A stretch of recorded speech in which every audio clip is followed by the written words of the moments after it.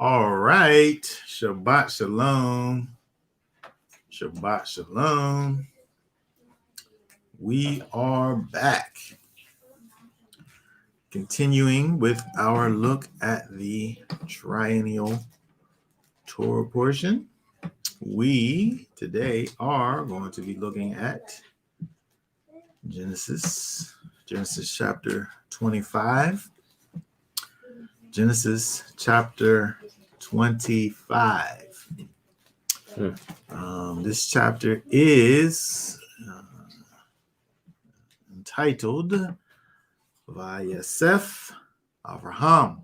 Then again, Abraham. Vayasef Avraham. Okay, we're going to go ahead and look at, we'll probably just read through the chapter.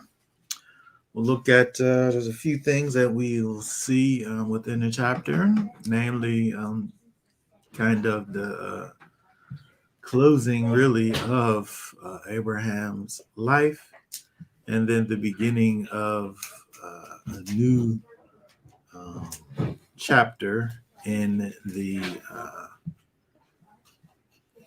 Hebrew family, as it were. We'll go ahead and pull that up.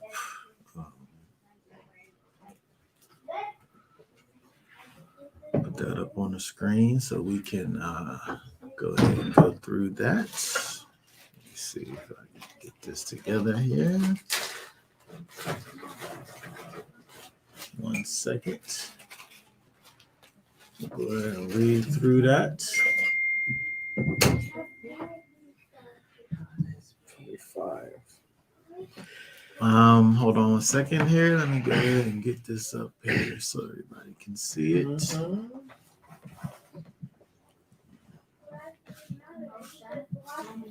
All right. Go ahead and read, starting with the first verse there. Go ahead and read the whole chapter there nice and loud. And Abraham took another wife whose name was Keturah, and she bore him Zimran and Yokshan and Medan and Midian and Yishbah and Shua. And Yokshan brought forth Sheba and Dedan, and the sons of Dedan were Asherim and Letushim and Leumim. And the sons of Midian were Ephah and Epher and Hanok and Abidah and Elda'ah. All these were the children of Keturah. Now Abraham gave all that he had to Yitzhak, but to the sons of the concubines whom Abraham had, Abraham gave gifts while he was still living, and sent them away from his son Yitzhak eastward to the land of the east. And these are all the years of Abraham's life which he lived, 175 years. And Abraham breathed his last and died in a good old age, aged and satisfied, and was gathered to his people. And his sons Yitzhak and Yishmael buried him in the cave of Machpelah, which is before Mamre, in the field of Ephron, son of Zohar the Hittite, the field which Abraham purchased from the sons of Heth. These Abraham was buried with Sarah, his wife. And it came to be, after the death of Abraham, that Elohim blessed his son Yitzhak, and Yitzhak dwelt in Be'er Lahai Roi. And this is the genealogy of Yishmael, Abraham's son, whom Hagar the Mitzrian, Sarah's female servant, bore to Abraham. And these were the names of the sons of Yishmael by their names, according to their generations. The firstborn of Yishmael, Nebaioth, then Kedar, then Adbeel, and Mibsam, and Mishma, and Duma, and Massa, Hadar, and Tema, Yeter, Naphish, Kedemah. These were the sons of Yishmael. These were their names by their towns and their settlements, 12 chiefs according to their tribes. And these were the years of the life of Yishmael, 137 years old. And he breathed his last and died, and was gathered to his people. And they dwelt from Havilah as far as Shur, which is east of Mitzrayim, as you go toward Asher. He settled before all his brothers, and this is the genealogy of Yitzhak, Abraham's son. Abraham brought forth Yitzhak, and Yitzhak was 40 years old when he took Ribkah as wife, the daughter of Bethuel, the Aramean of Padan Aram, the sister of Laban, the Aramean. And Yitzhak prayed to Yahweh for his wife because she was barren. And Yahweh answered his prayer, and Ribkah, his wife, conceived. And within her the child struggled together. And she said, "If all is right, why am I this way?" So she went to ask Yahweh, and Yahweh said to her, "Two nations are in your womb, and two peoples shall be separated from your body, and one people shall be stronger than the other, and the older served the younger." And when the days were filled for her to give birth, and see, twins were in her womb. And the first came out red all over, like a hairy garment. So they called his name Esau. And after his brother came out with his hand holding onto Esau's heel, so his name was called Yaakov. And Yitzhak was 60 years old when she bore them. And the boys grew up, and Esau became a man, knowing how to hunt a man of the field, while Yaakov was a complete man, dwelling in tents. And Yitzhak loved Esau because he ate of his wild game, but Ribkah loved Yaakov, and Yaakov cooked a stew. And Esau came in from the field, and he was weary. And Esau said to Yaakov, "Please feed me with that same red stew, for I am weary." That is why his name was called Edom. But Yaakov said, "Sell me your birthright today." And Esau said, "Look, I am going to die, so why should I have birthright?" Then Yaakov said, "Swear to me today." And he swore to him, and sold his birthright to Yaakov. Yaakov then gave Esau bread and stew of lentils, and he ate and drank and rose up. Thus Esau despised his birthright. All right. Okay, very good. All right, let us go back up here, look at a few things. While we're scrolling back up, we want to remind everybody, go ahead and like the video. Go ahead, share it. Share it so that other people could see what's going on over here, whether they join in now or later. Go get you some comments up in the chat so that we can get our conversation popping over here. You know, it's always best when we have participation. All right, so let's go up here. Let's go back up to the top and look at a few things.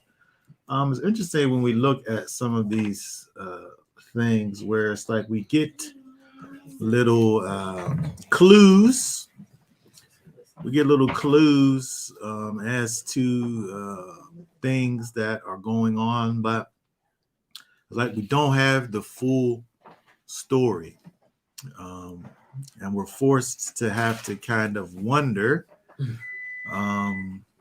you know, whether it be chronology or, you know, whether it be,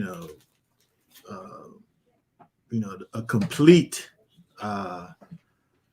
story, because, you know, we get these different parts and pieces, and we wonder what is the fullness. You know, we can take, I mean, we could just take what we're given and just be fine with that. But, you know, what we have to think that is here for a reason. So, what then is the reason? Why is it here? If it's just superfluous information, um, why, if we don't need it, they didn't have to put it in there, right? But they put it in there for some reason. I like to think that, we have it here to cause us to wonder and think, not to have any definitive, make any definitive declarations as a result, but, the word, uh, should cause you to think. It should activate your mind. The Most High has given us these brains in our heads, not for nothing. And so there's some few things. First of all, let's just look at, before we deal with the first verse, I want to just quickly look at where we see dealing with the second verse and beyond in terms of these children of it's interesting.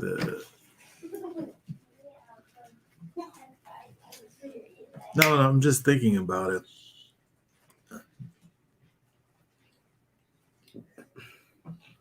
The connection, it's interesting. The connection of the sons, I'm just seeing here. First of all, they're connected to, it seems, the sons of the concubines, right? We're given the names of these sons of Keturah. We know these are the sons according to, the sons of Abraham, right? And Keturah. Mm-hmm. But the emphasis, I feel, could be wrong. Somebody put your comments in the comment section. I could be wrong, but this connection, the emphasis, it seems to be, is on the mother here. This is who she bore, and then it deals with, and then it deals with, there's 6 of them, and down in verse 6, the sons of the concubines. Mm-hmm. We'll talk about this also, the multiple one here, but it's given us here specifically Keturah, right? And so when we look at these various sons here, sometimes when you look at these people that are born, oftentimes we'll get like some type of genealogy, a connection to a particular tribe, a particular group of people who they turned into. When we look at these, most of the commentators, deduce that, within these 6 people, the only ones that really turned into any significant tribe or group of people is Midian here. We don't hear of any of these other groups turning into any other groups of people. Perhaps in verse 3, where it talks about Sheba and Dedan, perhaps these are the Sabians and the Dedanites. Oh, yeah. If Odaid was here, he would be able to talk to us about the Sabians and their connection to the origins of Islam. We know all about that. Unfortunately, he's not able to talk about that or anything. I think I saw a documentary on them on like Prime or something like that. What, the Sabians? Mhm. Yes. And so perhaps these are them, but it's not completely Confirmed. confirmed. But again, when we look at these people, again, the familiar name here is the Midians. Now, it's interesting, the Midianites. It's interesting that when we look at these sons and understanding, whose sons they were, it seems as if, we will have more groups of people that followed after the true and living Elohim. Mm-hmm.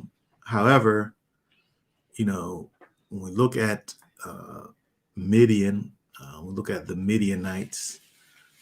These, of course, were people that, brought Israel away from the Most High. They did not bring the people closer to Elohim. They drawed him away. Mm-hmm. And so when we think about, what's being given to us here in these verses in terms of Abraham took another wife, and the question is, when did this take place? Is this chronological? When we look at Genesis chapter 25, we assume that it came after Genesis chapter 24. Sarah dies, Mm-hmm. and then he took another wife.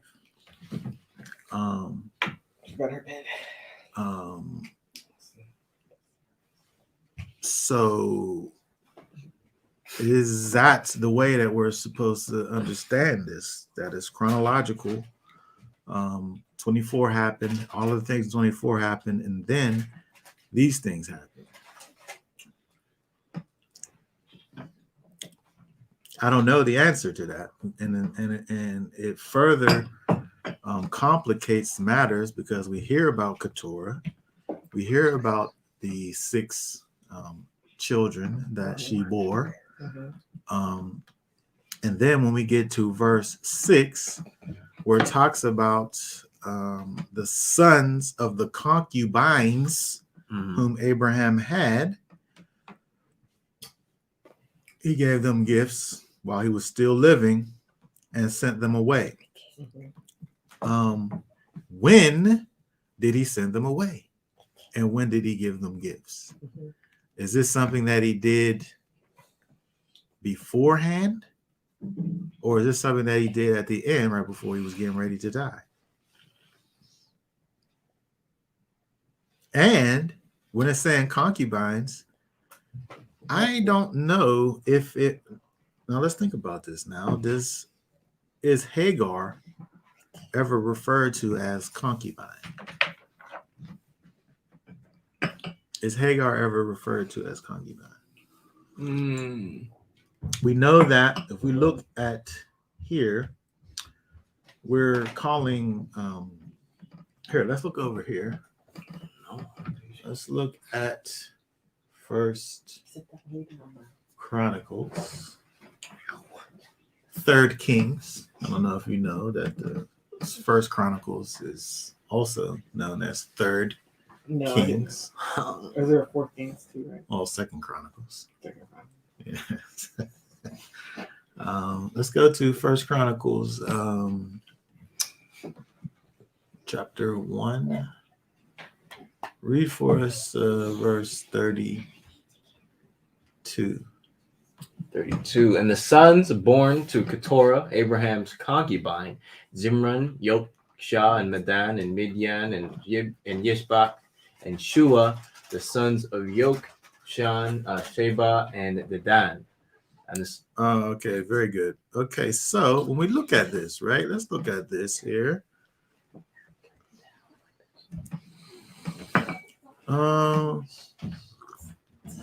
Keturah. Let me see here.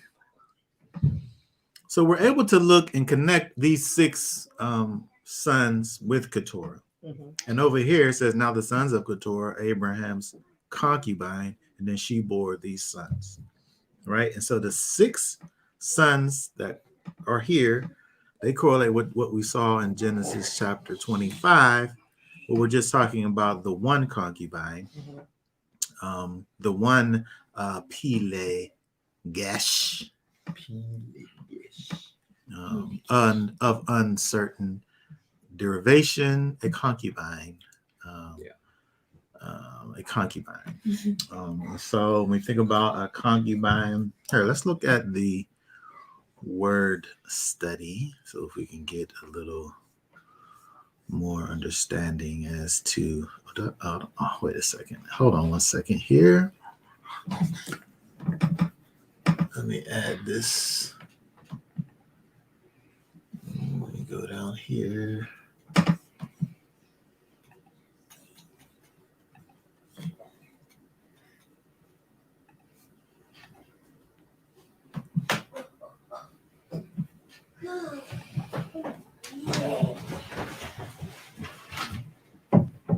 Oh, 1 second here.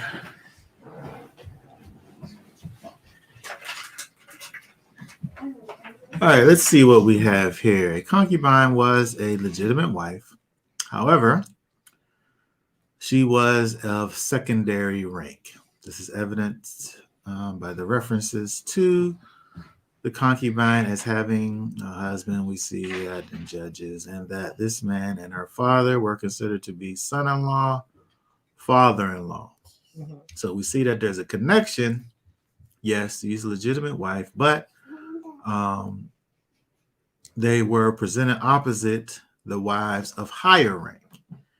It's giving you examples in First Kings and Songs Solomon, but we're able to just look over at what we see with Abraham, because with Abraham, he had this one who's called a concubine. Well, she's called a wife in Genesis, concubine later. But she and the children, they're just given some gifts and they're sent away. Right? They don't have the same type of connection with the family. Let's see here. The ability to have and to keep concubines was a sign of wealth, status, royalty. Oh, and this just talks about if somebody was to sleep with a king concubine, it would indicate plans to usurp his authority. But so it's interesting that when we look at, let's go back to Genesis here. When we look at the dynamic of this situation over here with Abraham and this another wife who's called a concubine, it doesn't seem like they're actually part of the family. In fact, it seems like Abraham intentionally causes them not to be. He said while he was living, he sent them away from Isaac.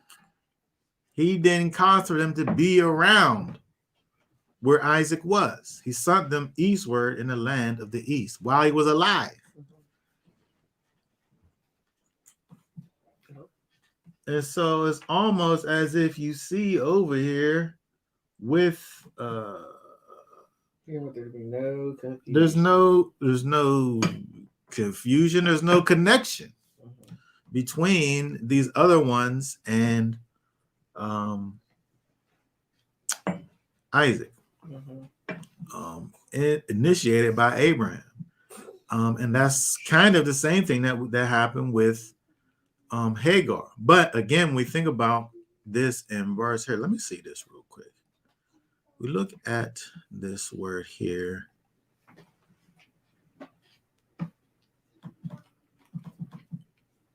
I wonder if we're able to know if this word is pluralized in the Hebrew.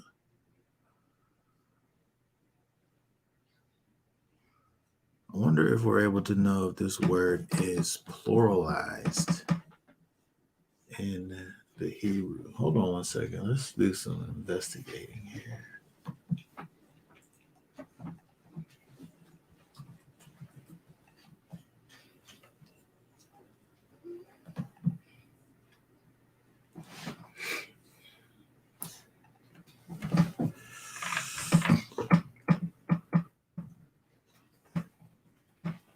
Everybody knows, just put it in the chat.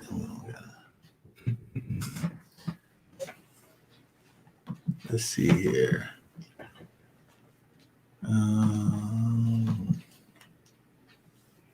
Verse 26. Concubines.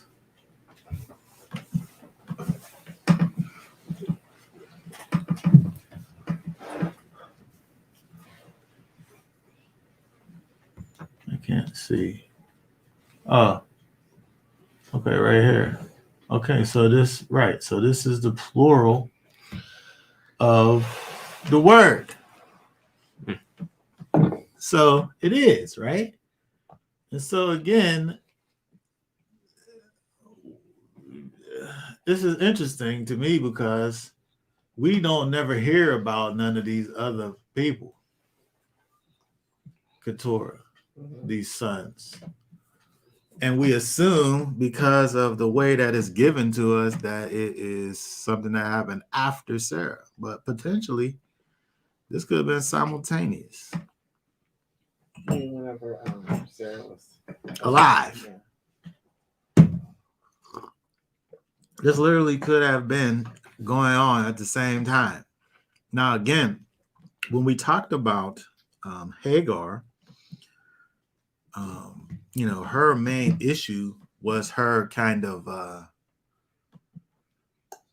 usurping the authority that existed in the relationship between Sarah and Hagar. Her, giving her side eye and, causing drama in the situation, which really kind of was the downfall of, her situation. But could it be that there also was these other situations, and I'm saying situations only because we have Genesis chapter 25, verse 6, which says that, but the sons of the concubines whom Abraham had, that he gave gifts to while he was still living, and he caused them to be separated from Isaac eastward to the land of the east. Like, this is a verse that we have in here.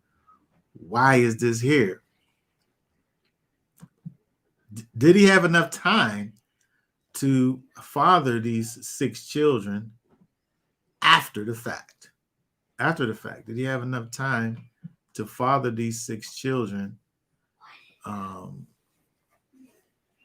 And did it even matter if you have a full grown Isaac who's fully grown, where he's a full grown man? Is he still going to be influenced by these siblings? They might try to say that they got the promise. I could see it being an issue for a younger Isaac. But for a full grown man, Isaac, why would it be an issue?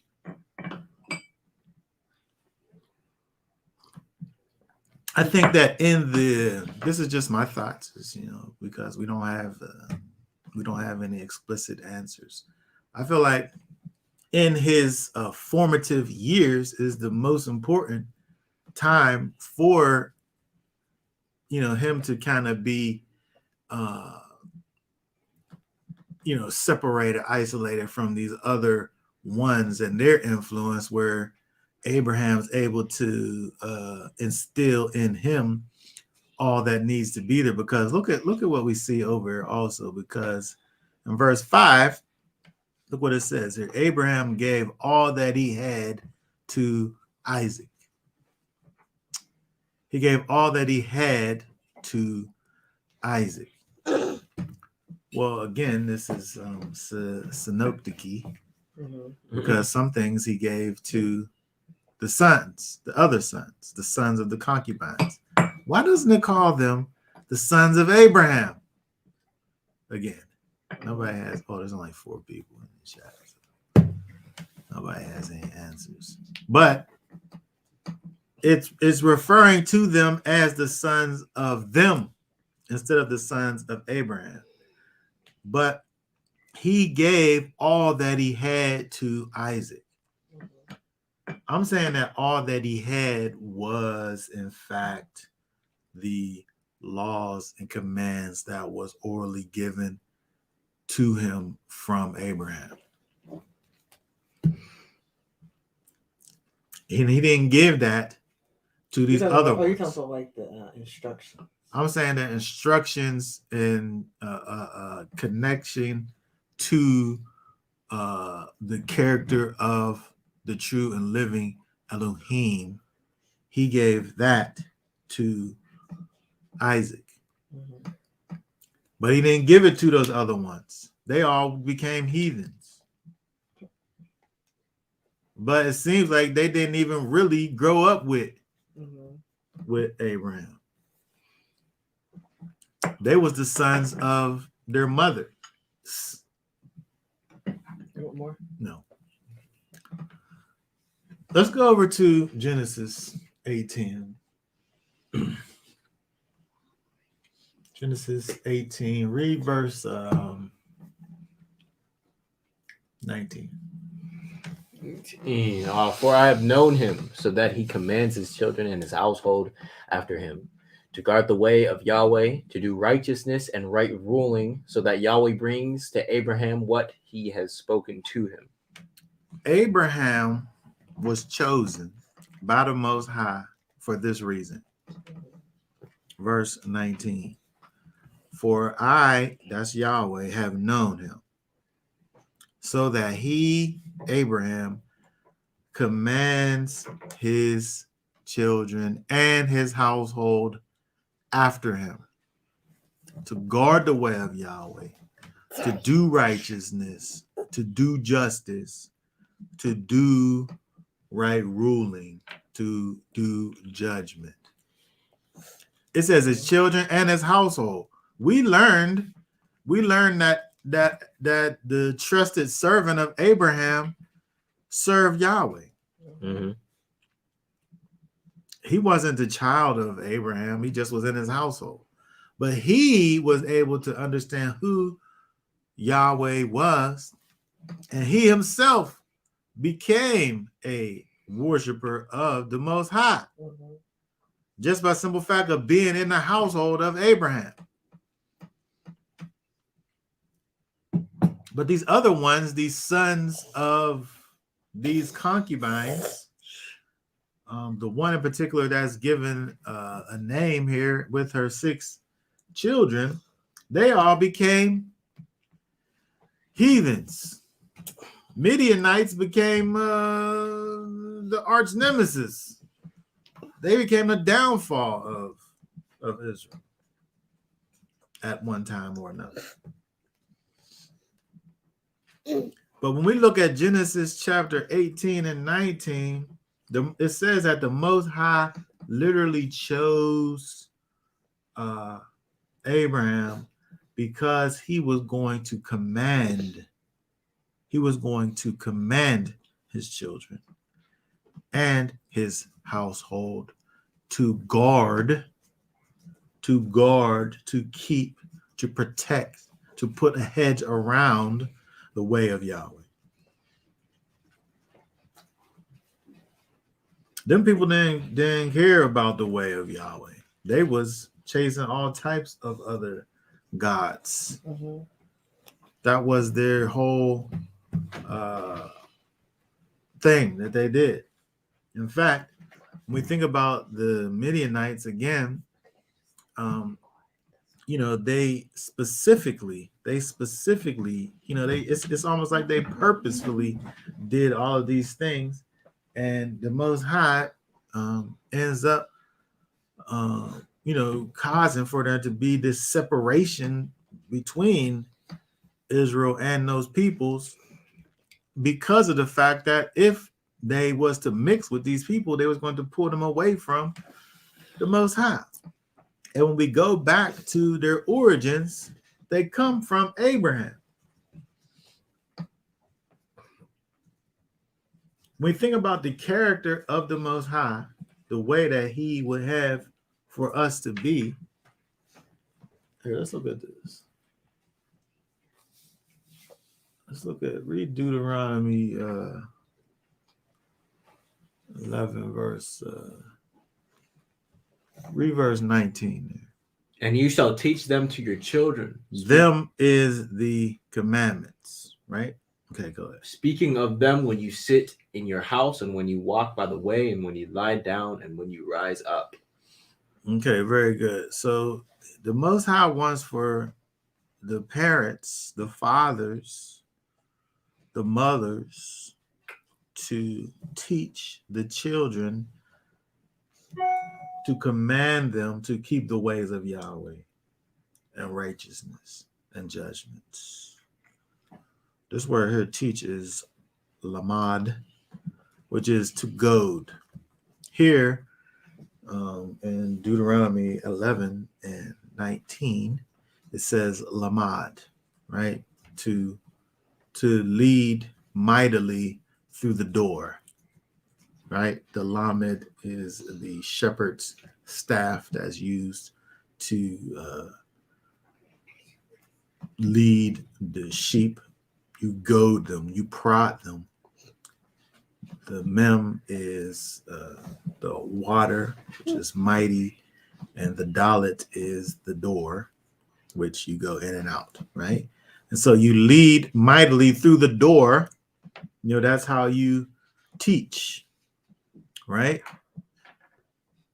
And so in Deuteronomy 6 and 7, where it talks about teaching the children, almost the same words are used, except over there it says to teach diligently. Shanan is to poke. And so you have different words being used, but the same idea of teaching. And so when you think about the fact that the Most High knew that he was going to command, he was going to lamad, he was going to shanan, he was going to goad, he was going to poke his children with the character of the Most High. He was going to implant it into them, into their bodies, into their minds. What happened to the other kids, the outside kids? Mm-hmm. Abraham has some outside kids. Huh? Didn't teach them. He didn't teach them. He didn't teach them. He didn't really even he didn't do nothing for them. Yep. Did he? Yep. He just sent Hagar and Ishmael away with some bread and some water. He gave these ones, Keturah and her 6 kids, some unnamed gifts. And he didn't want them to even be around Isaac.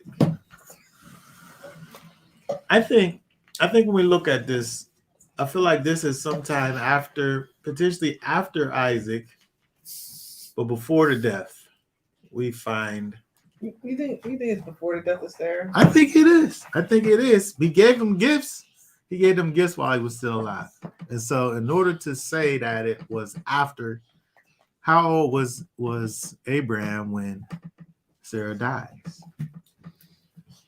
But now he's an old man. So what happens is that something that some of the commentators say is that from Isaac, the Most High invigorates the virility of Abraham.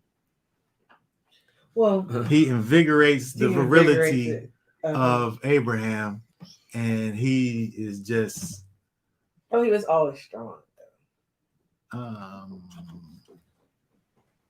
This I'm just saying what they say. Yeah. And then so from that, at this old age, he's still Well, doing this I thing. think that Or these things are happening parallel with one another, but it's a separation. He got them over there, and he got this thing over here. Well, I think that sometimes people think they're going to die, and they're not really about to die. Okay, and So he thought he was old, he was about to die, but he really had a lot longer to live. So you're of the school of thought that in his old age he does all of this. Yeah, in his old age. I mean, I'm not saying that there's a right or wrong answer. Sarah kind of co-signed on Hagar. Well, it was her idea. It was her idea. But from there, I don't know if she was okay with. From there, we could think, well, she was all right with this. I mean, but then she could be all right with all this. These kids that he had with this person, and she only had one. So, and it seems like there'd be problems. And we have this word over here being pluralized. Yeah, there's multiple. And we're not talking about Hagar because she was never called that. She was only called what? A wife. Female servant. Servant. She was called a servant and a wife, but she was never called a concubine. No. Yeah. So potentially there was more. Yeah. But they didn't make the cut in terms of being spoken of in the scriptures. They didn't make the cut. And also, just because we don't know those people right now, the people back then, when this was written, may have known who these people were. Yeah. So it could have made sense to mention Keturah because whenever this was given, they knew who all these different groups of people were back then. Potentially. Yeah. I think when I look at this and I see the fact that we know who Abraham was, we know why the Most High chose him. We see that his qualification for being chosen was lacking in these other ones. And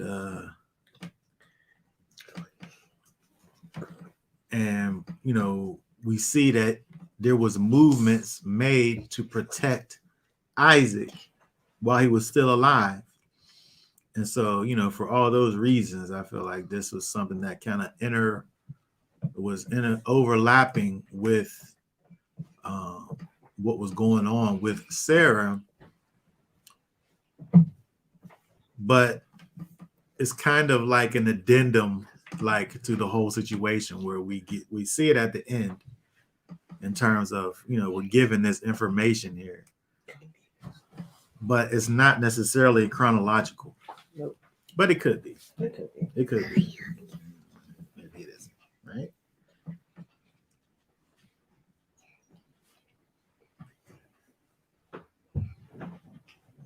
I think the most important thing that we see is the fact that there was, in fact, this promised seed, which was Isaac.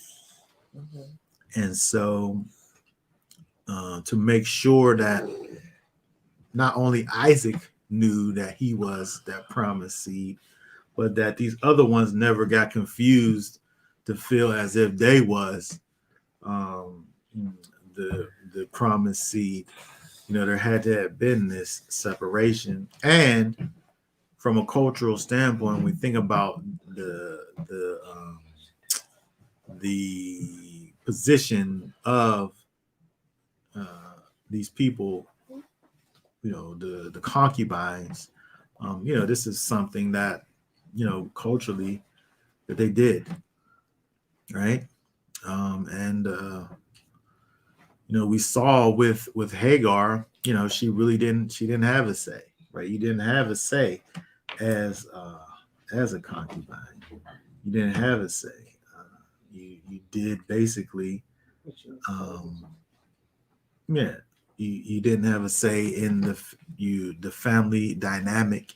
You didn't have a right to the inheritance. Abraham wasn't wrong for just being done altogether. And we thought about it whenever we see it with Hagar, but apparently something similar happened over here and potentially other places, because we have this, again, this word here, this pluralized concubine. But, all that being said, we see that, again, as it says in verse 5, Abraham gave all that he had to Isaac. Yes. And so I'm saying that all that he had was, in fact, these oral traditions that are given to that Isaac, from the beginning. Abraham knew how to worship the Most High, and he was able to share those things with his son. Again, where it says all that he had. This is more than just dealing with, physical possessions. The things that was most important to Abraham, these are the things that he gave to Isaac for him to continue. That Isaac, in fact, continues with his family, right? Yeah. And so it's interesting, again, when you see the intentional influence that exists with Abraham and his children and his literal household, where he's dealing with not only his children, but his household is being ran in a particular way. We see the emphasis with Abraham and Isaac, and again with his servant as examples. But the very fact that we're able to look at Isaac down the road and see how it continues, we're able to see that this thing goes. And so it's interesting, when you look at this, it helps for us to be able to understand the importance of, being like Abraham and, causing for the words and the ways of Yahweh to be ever present in one's house, to be able to continue with the ways of Yahweh, so that preparing the next generation to continue with the ways and the commands and the judgments and the right rulings of the Most High. It's interesting when we look at this place where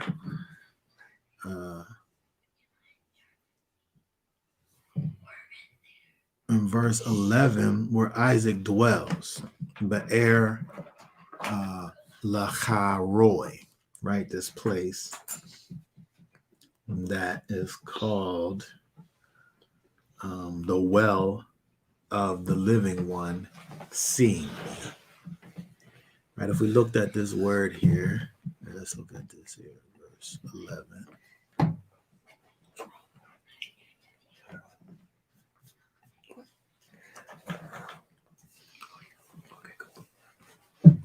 BDB, saying that this is to be translated the well of the living one seeing me. And so we think about the place where Isaac is, where he's dwelling, where this place that he dwells, where he calls this well, the well of the living one, seeing me, is kind of a picture or an indication of the fact that Isaac has an understanding of the Most High, not only having an understanding of the Most High, but that he sees him, right? That he sees him, that he has an intimate relationship with the Almighty, that he's able to know that the Most High is in fact seeing him, and that he is living his life then accordingly, right? Because this is how, in fact, we live our lives, by understanding that the Most High sees us, that he knows what we're doing, and we live our lives accordingly, right? This is how we live, right? This is how we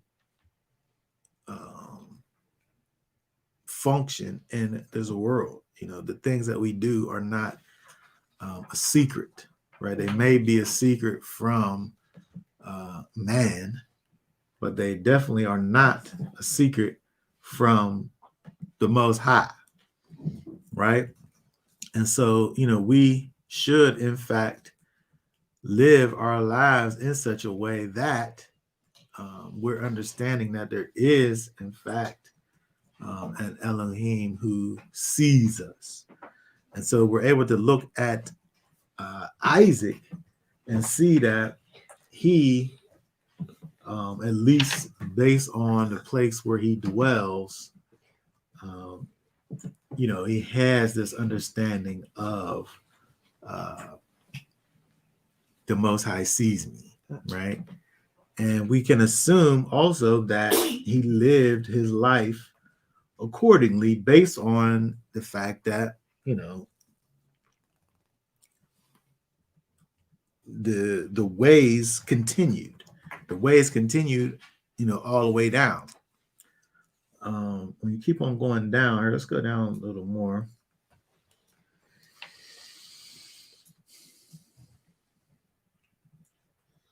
Oh, also, I thought this was interesting when you look at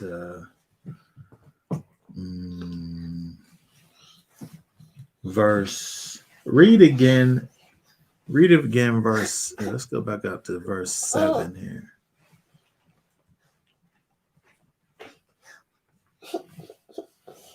Read again verse, let's see, 7, 8, and 9. And these are all the years of Abraham's life which he lived, 175 years. And Abraham breathed his last and died in a good old age, aged and satisfied, and was gathered to his people. And his sons, Yitzchak and Yishmael, buried him in the cave of Machpelah, which is before Mamre, in the field of Ephron, son of Sohar the Hittites. Okay, so these other ones, they didn't even come to the funeral. Please stop. They didn't even come to bury Abraham in his cave.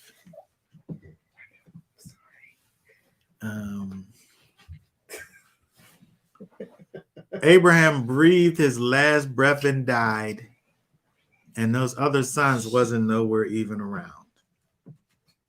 And so again, we see the lack of connection between these other ones. Even though Ishmael was sent away, it seems that somehow he was able to even know that his father had died, and that he was able to get there and be part of this thing that happened in terms of. Yeah. I just thought that the fact that we don't even see them being involved in the situation just kind of continues on with this whole idea of that the specialness of Isaac and the not so specialness of these other ones, where and Ishmael at least is even. It seems like he at least is connected to Abraham, where it says his sons, right? Where the other ones talking about being the sons of the concubines, which is interesting. I thought. Yeah, Ishmael still has some connection to Abraham. Yeah. At least just to at least be there whenever the burial is taking place. Yes. He got notified.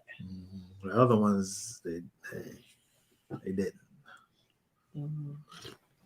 Well, I mean, Ishmael was his. Ishmael, he was his firstborn. So, I mean, in the natural order of things. Yeah. And it seemed like he had a love for him. He didn't want to let him go initially. Abraham had a love for him. Yes. Yeah. So, yeah. And the Most High said, "Don't even have a love. I don't even feel bad." Yeah. Yeah. All right, so that's an interesting kind of segue, even looking into the next part of the chapter, thinking about Ishmael as being the technical firstborn. Mm-hmm. Technically, he was the first that came out of the body of Abraham. Okay.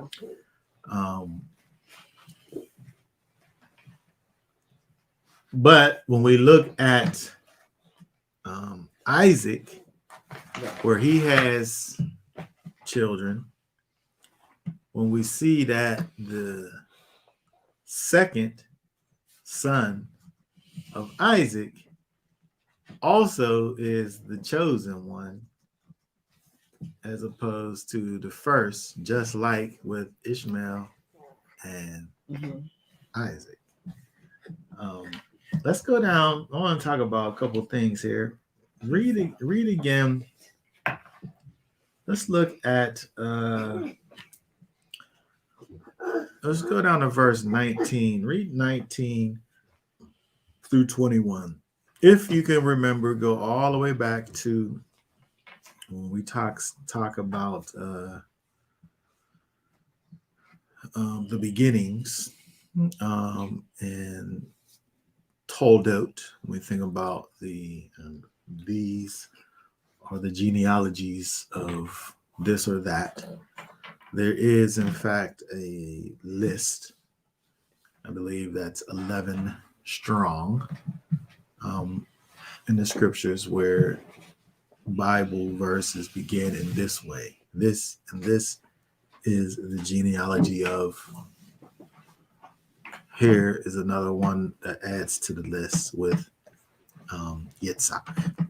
Right? It's interesting thinking about that again, understanding that here is not telling us when Isaac is born, right?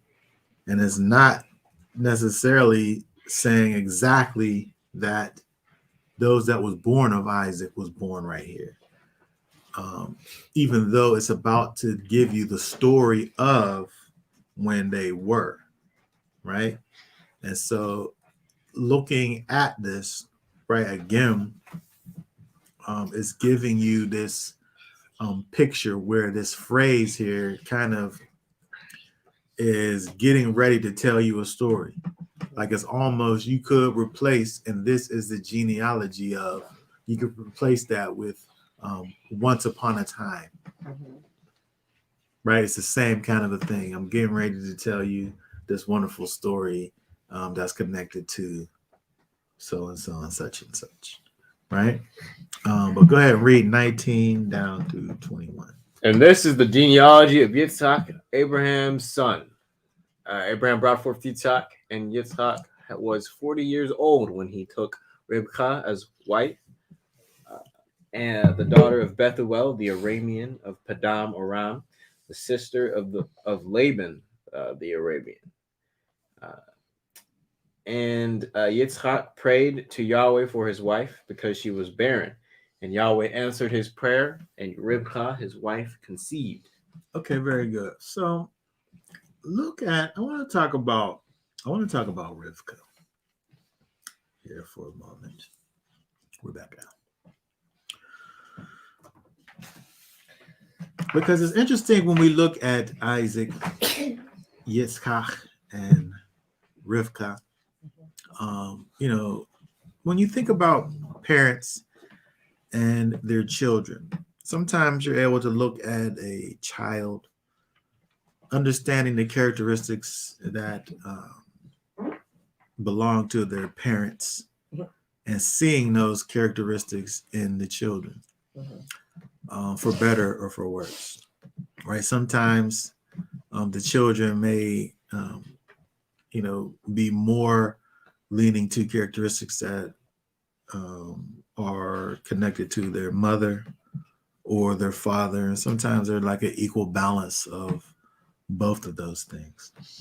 And it's interesting when we look at Isaac, Rebecca, Jacob, Esau, and see the things that kind of connect them to each other. And so when we I want to look at, let's go over to look at Rivka here. Her name.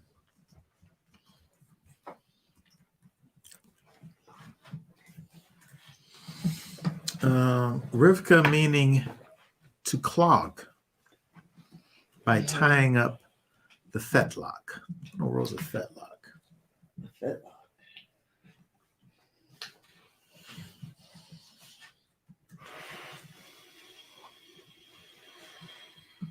Mm-hmm.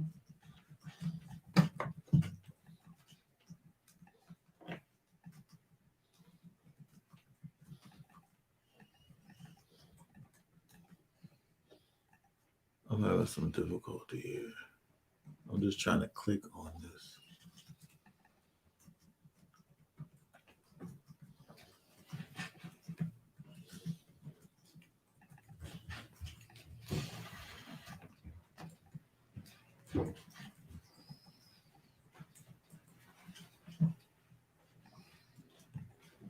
I can't do it. Okay, guys, I gotta type it in there.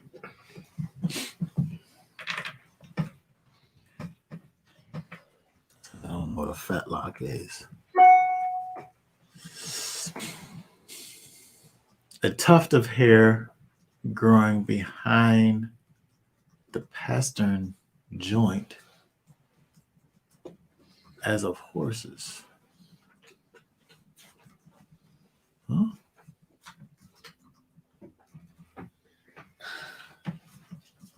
Interesting.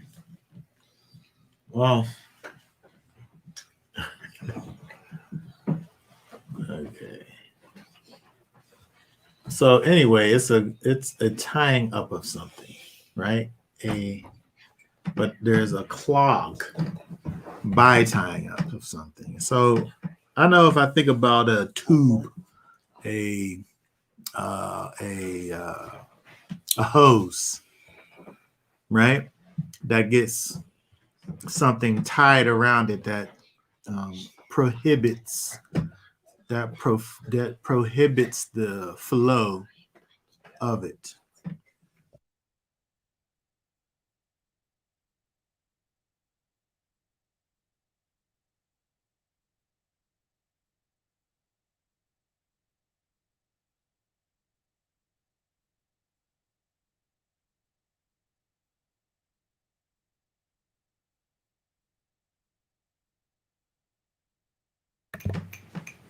Okay, so the name Rivka has the idea of clogging, right?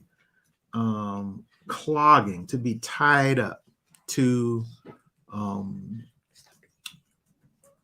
add resistance to the flow.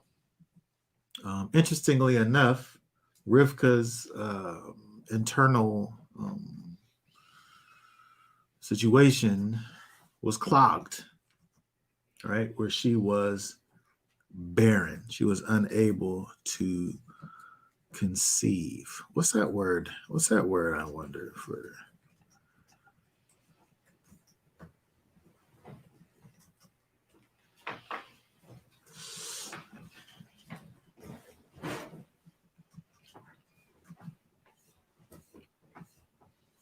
sterile, barren? But we know what that is. But I just was wondering if there was a connection to clogging. As per the name of Rivka, right?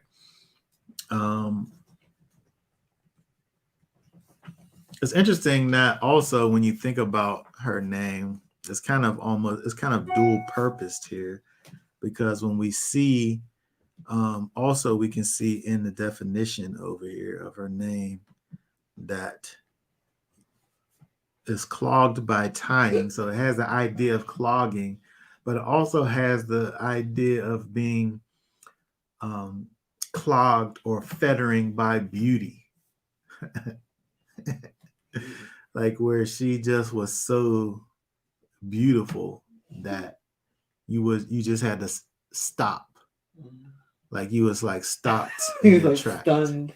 Yeah, like you had to notice, right? Uh-huh. And so there's both, I think, aspects probably can be added to the situation.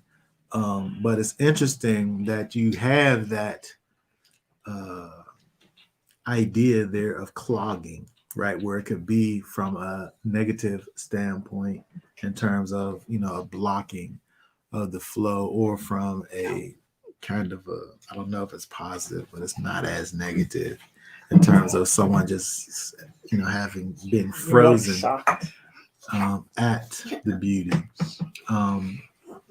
BDB says, here, let's see what BDB here. That's interesting. I never really thought about that. Ensnarer. And so that's an interesting thing that BDB has there in terms of defining Rivka as being an ensnarer. Something that I like to do, that, sometimes people, there's some pushback. I say that she was an ensnarer, right? We don't see in this chapter her being involved in the lies and the deception, but we see Jacob. We see Yaakov, who manifests some of his mother's qualities. You would like to think that there was kind of a balance with the characteristics in Yaakov. He has some of the ensnarer's qualities in terms of where he's willing to do whatever for his desired purpose. It just so happens that his desired purpose is in fact the inheritance from his father, which is the Most High, things that are spiritual, things that connect him to the Almighty. And so he has a bit of his mother, even from the very beginning, because he's, when we look at verse 22, we see that within her, the children are struggling.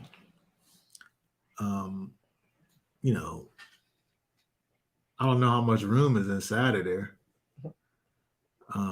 But she was able to Recognize. see, like, if she's wondering, What's going on with these is, kids? is everything okay?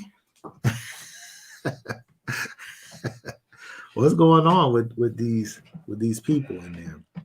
But when they come out, when you see they come out of the womb,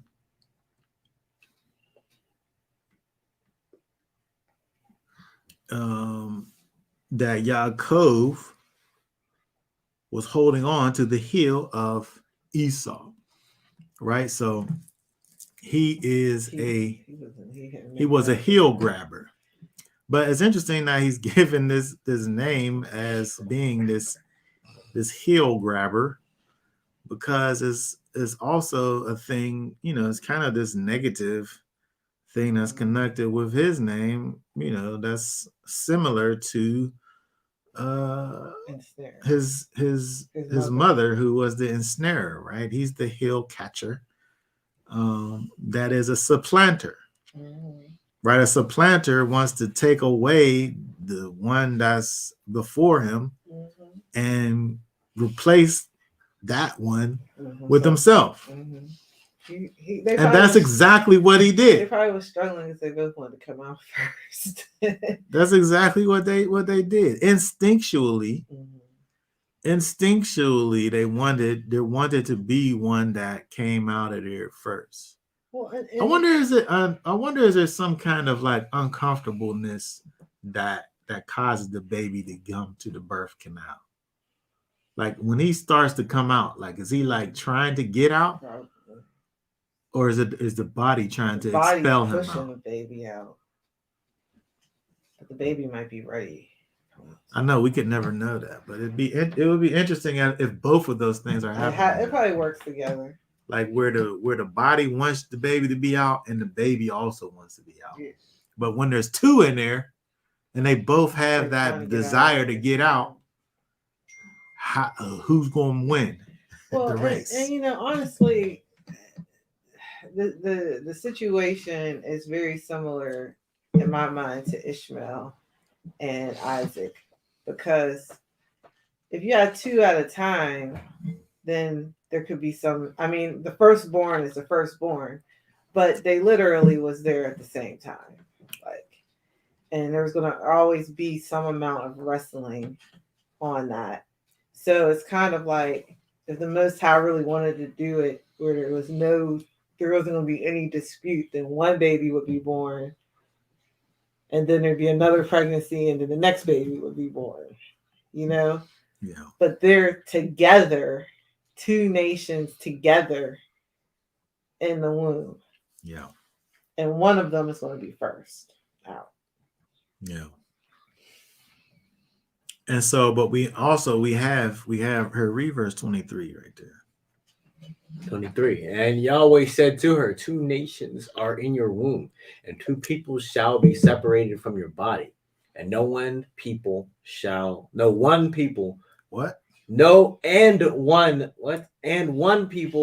stronger than the other, and the older serve the younger. All right, one of these nations is going to be stronger than the other, and the older is going to serve the younger. I don't know which one's going to be stronger than the other, but the older is going to serve the younger. That's interesting. Which one's the stronger one? Is it the one that's going to serve, or is it the one that's going to be served? It's unclear. But what is clear is the older is in fact going to serve the younger. And so you have this prophetic utterance that's being spoken of. And then you also have within the womb this wrestling match that happens between Esau and Jacob, of which Esau wins, right? He makes out. He's the stronger one, maybe. He won the fight. He's the strongest one. He makes it out. And he will in fact serve the younger. It's interesting that he has this, even from being born, he has this strong desire to be dominant from a physical standpoint. When in fact, this is not even the most important situation. And we see that even with the prophecy, right? One people's going to be stronger than the other, but the stronger one's going to have to serve the weaker one, right? And so again, we see the connection between the parents' characteristics and the children's characteristics. But again, looking at Rivka and the fact that her name was in fact being manifest with the idea of her being barren, right? There was some type of a clog, right? So from a spiritual standpoint, we want to actually be able to have flow, right? And not be clogged and not be congested, right? And it's interesting when you think about the fact that whenever she in fact conceived, it says that Yaakov prays, right? It said, Isaac, sorry. It says Isaac prayed to Yahweh for his wife, and Yahweh answered his prayer. I'm sure Rivka probably, well, I don't know if she did or if she did. If she did or she didn't ask the Most High. I don't know that. She wanted a baby. She was barren. We know that from a cultural standpoint that, having babies is a very important part of even being a woman here. And so she wasn't able to have that. It doesn't say she asked the Most High and he never answered her. But it does, in fact, say that Isaac prayed for her and he answered him. So, we can kind of deduce that there was, in fact, a connection between the Most High and Isaac. Closer than with Rivka. Now, again, when we think about the children, again, these children, they're an amalgamation of the both, right? Where there's qualities from the one, not all good, by the way, but the child, is able to have the best parts of each, right? And so maybe we have a good connection between the Most High, that Isaac has a good relationship with the Most High. Maybe Rivka, the Most High don't necessarily answer her prayers. There's a closeness. But Isaac, when we look down, let's see here. Verse 28, Isaac loves Esau. And Rebekah loves Jacob. Right? So the one that seems that's closest to the Most High, that answers his prayers, Isaac, he loves Esau. But the one who don't get her prayers answered, she loves Jacob. And Jacob's the one that's the chosen one.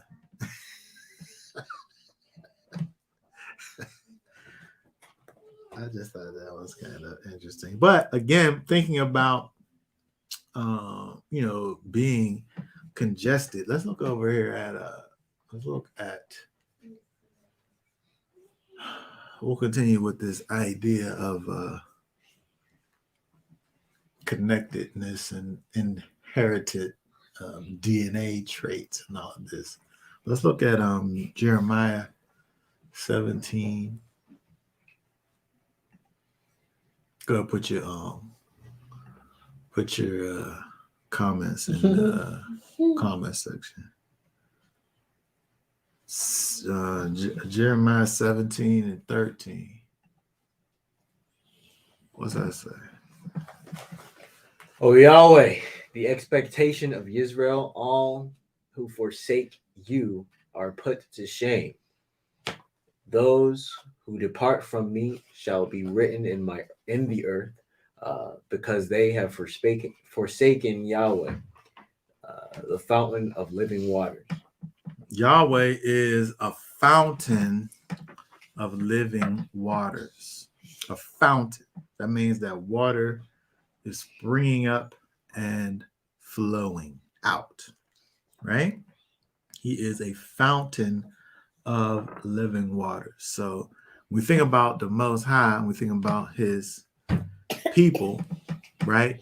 The Most High says that I am holy, so then you then should be holy, right? What he is, we are to emulate. It talks about in the new, the so-called New Covenant, the New Testament, talking about the idea of being mimickers, followers of Messiah, mimickers of Messiah. With the things that he do, we do them things too, right? And so when we think about the Most High as being described as this fountain of living waters, right? This is the way that we are to be. And so when we think about something that being associated with us as followers of the Most High, like being clogged up, shouldn't be one of those things, right? And we see again, when we think about Isaac, Rebekah, Jacob, Esau, ensnarer, supplanter.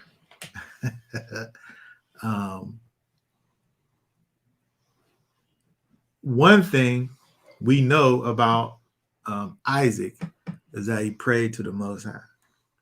One thing that we know about Isaac is that he has the lines open with the Most High. He's tapped into these fountains of living water. What we know about the Most High is that Yeshua said, ask and you shall receive. And so maybe it is that she just never really asked properly. Maybe she just was in a situation where all she did was extremely sorrowful about her situation, but never, went to the creator and sustainer of all things, with her issue. Sometimes, we're able to easily look at and define our issues and problems. But if all we do are able to recognize what a problem is and never do anything about it, nothing's going to be done about it. Isaac over here, it says that he prayed to the Father and his prayer was answered. He was thirsty. His situation was thirsty. His situation needed water. And he went to the fountain of living waters, and his thirst was quenched. Let's look over at Isaiah. Isaiah, read 44, starting with the first verse. Read down to verse 4. But now hear, O Yaakov, my servant, and Yisrael, whom I have chosen. Thus said Yahweh, who made you and formed you from the womb, who helps you, do not fear, O Yaakov, my servant, and Yeshurun, whom I have chosen. For I pour water on the thirsty and floods on the ground, on the dry ground. I pour my spirit on your seed and my blessing on your offspring, and they shall spring up among the grass like willows by streams of water. Okay, very good. And so again, we're able to see over here the way that the Most High operates, right? And it's even interesting the way that it's being spoken of here when you think about the blessings coming forth from the Most High are being described like water for the thirsty, right? When we think about the Torah, the law, statutes, and commands, the precepts, the statutes of the Most High, it comes from the word that means to flow, right? It comes from Torah, in fact, comes from the word that means to flow as water. And so when we think about the idea of being connected to the Almighty, there can't be any clogging involved, right? There's not going to be this idea of ensnaring, right? Because these aren't things that are connected with the character of the Most High. Yeshua, when he talks to the lady at the well and says to her,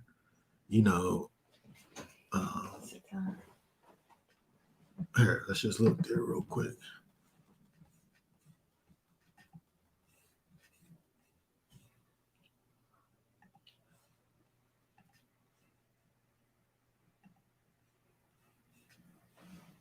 Read that verse 10 right there.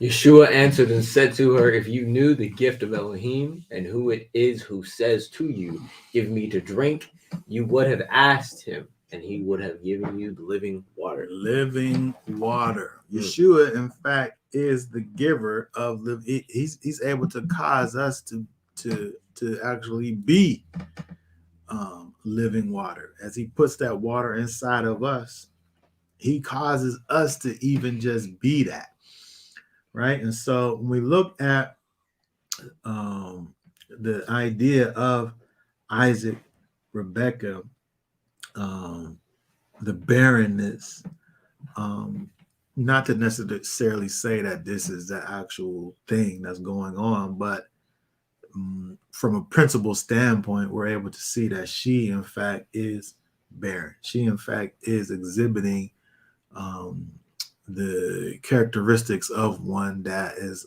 unable to flow from a physical standpoint. And then we're able to see kind of the picture of, what that looks like from a spiritual standpoint, where she receives her blessing not because of something that she and herself was involved in, but that Isaac did in terms of praying for her situation.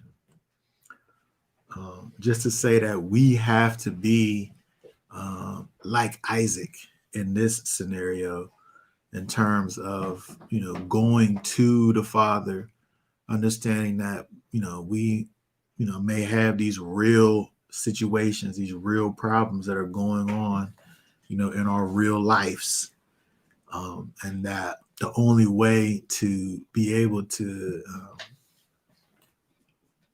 win in these situations is to go to the Father for help, right? And so, all right, so when we continue on down and we see again, Yahweh answered his prayer and she conceived. We see that the two children were struggling together inside of her. And the one who comes out, here, read again verse, let me go back. I keep losing my cursor here. It's interesting looking at these names here.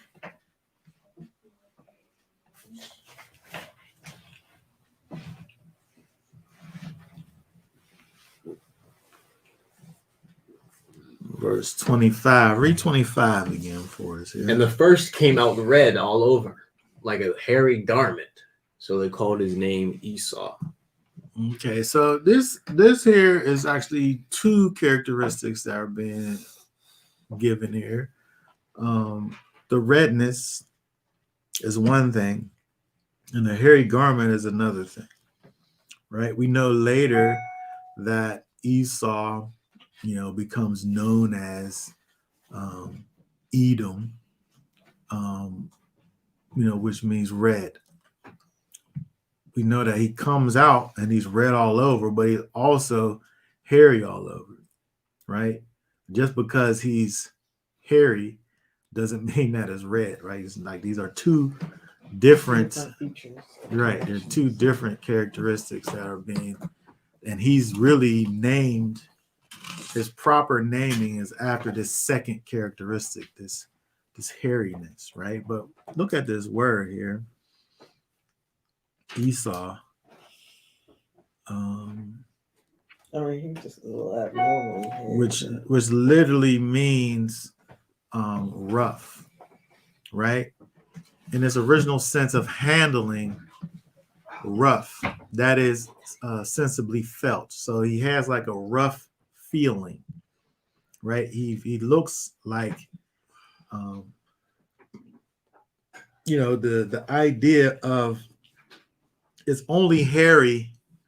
The idea of Esau meaning hairy is only hairy because you look at something that's hairy and you think, oh, that's probably rough, right? And so you have this kind of roughness that's associated with Esau that is characterizing him, right? And then again, also Yitzhak, not Yitzhak, Yaakov, who is this heel holder, right? This supplanter who comes out holding the heel of his brother. And when we look as they grow, verse 27 says that the boys grew up and Esau become a man knowing how to hunt. Hey, let's look at this.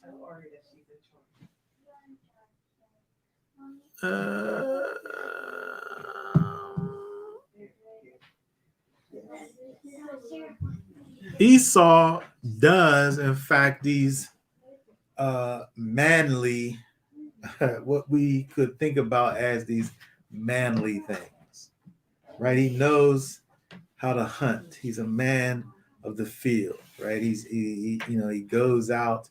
He's able to, do these things. He can go out and he can kill things and bring them back. And so when you think about, it's interesting because when you think about his father, Isaac, who liked him the best.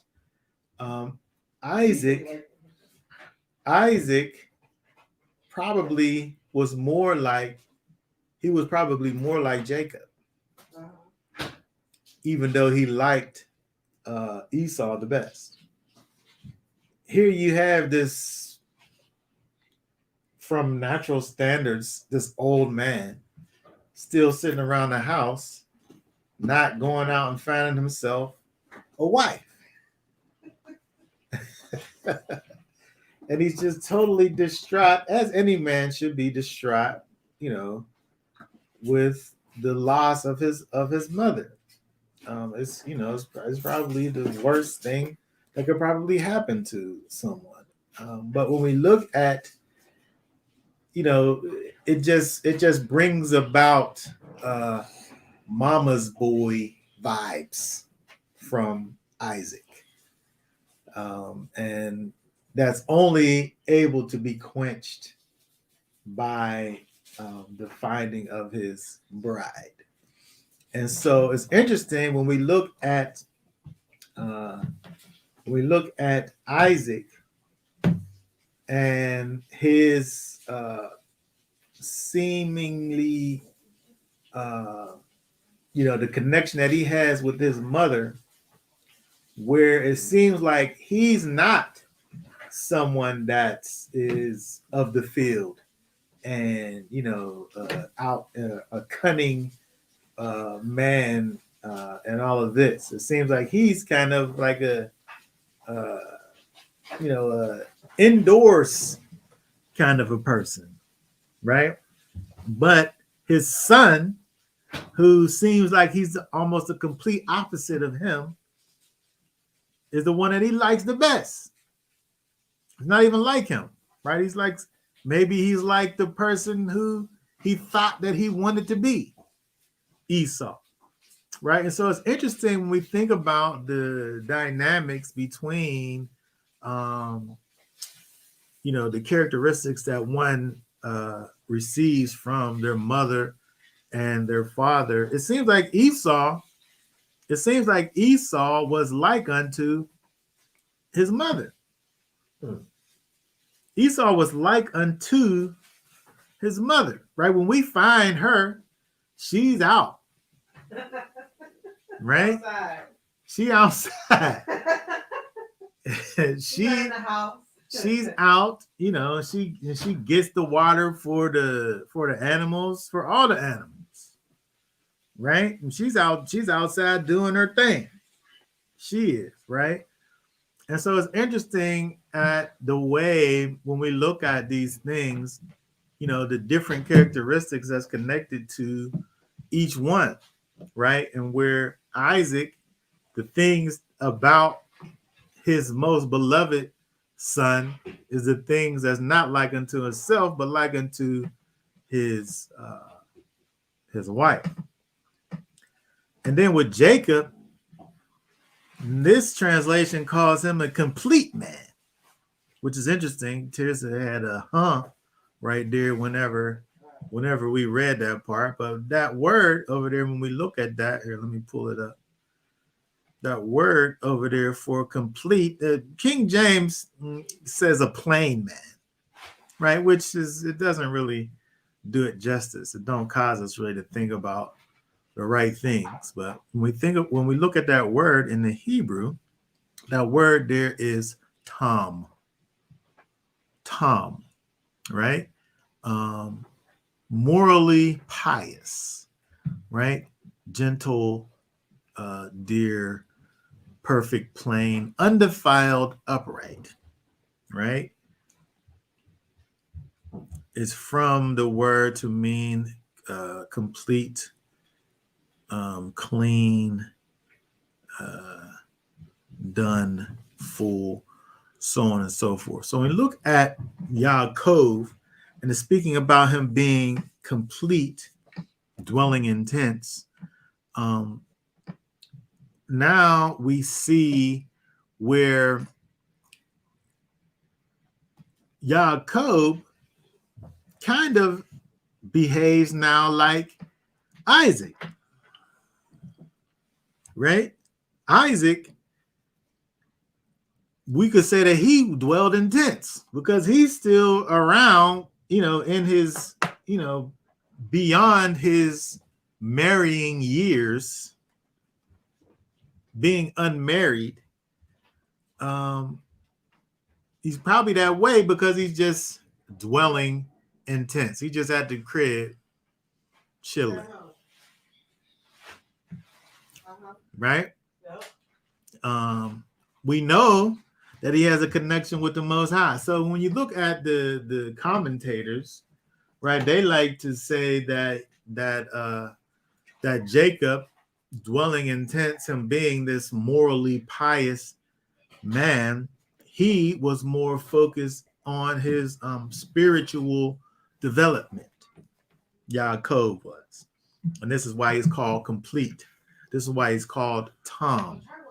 This word that also has the idea of being morally upright, right? And so he's dwelling in tents, and he's connecting himself to the Most High. And so it's interesting when you look at the things that each one of these determined to be important, right? Esau, he determines things to be important, those things which are connected to carnality, right? The things that he could feel, the things that he can touch. Jacob, the things that he determines to be important are non-corporal things. They're spiritual things. They're not things that you can touch, right? You can't touch being the firstborn, right? You're not able to touch the title that is connected to the one who is the firstborn, right? It's a title, it's a designation, right? It's some type of a qualification, right? You can't touch a qualification, right? A qualification is untouchable. It's like a some type of a designation. But this is the thing that is important to Jacob. This is not something that Esau cares about. In fact, he could care less, right? And so we see that based on these final verses that we see over in this chapter. Yaakov, Jacob, since he's dwelling in the tents, his cooking skills, they up to par, right? Because he's not out running around chasing down animals. He's not out chasing around potential mates. he in the house cooking up stuff, right? While Esau, he's out in the field, taking care of whatever he got to take care of. He got barbecues out there. Yeah, he just lived how he could live, right? And so Esau, he's out doing his thing, living his life the way he want to live it. And he come back and he's so hungry. He's famished, right? He's gonna die. He's literally gonna die. He said, look what he says about this. Let me pull this up real quick. Like, he's so over dramatic about this. He said 32. He said, oh yeah, read that verse right there. And read 31 and 32 there. But Jacob said, "Sell me your birthright today." And Esau said, "Look, I'm going to die, so why should I have birthright?" What dude? He don't even care about this thing. You sitting up here talking to me about a birthright. I'm saying I'm hungry, huh? I'm about to die out here. What good is a birthright to me if I'm dead? He's saying. And so Yaakov is interesting when we look at this again, thinking about the characteristics of their parents, right? First, if we think about Yaakov,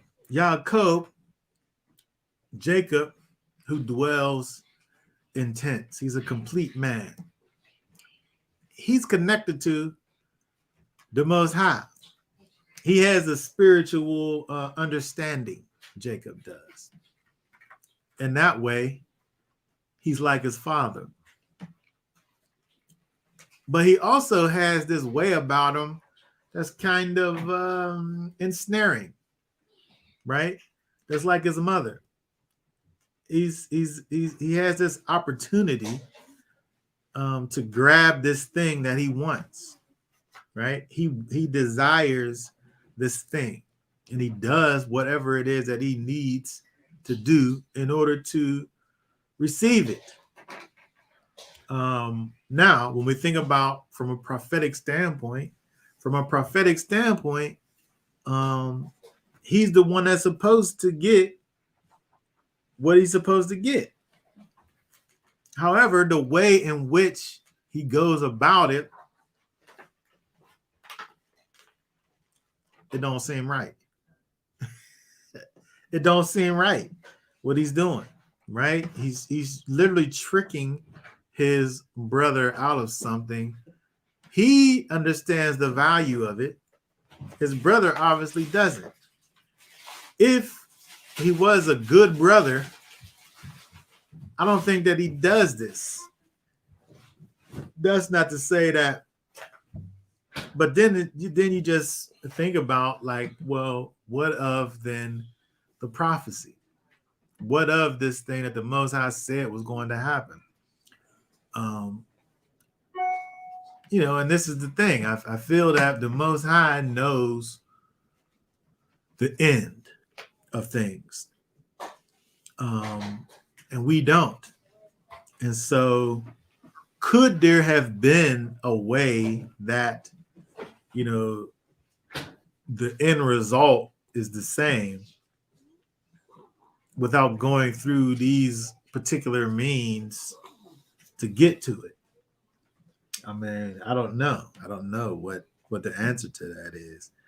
But all I'm saying is that the way in which they arrive at the end result is definitely, at the least, he takes advantage of his brother. All that being said, when we look at Esau, he doesn't care.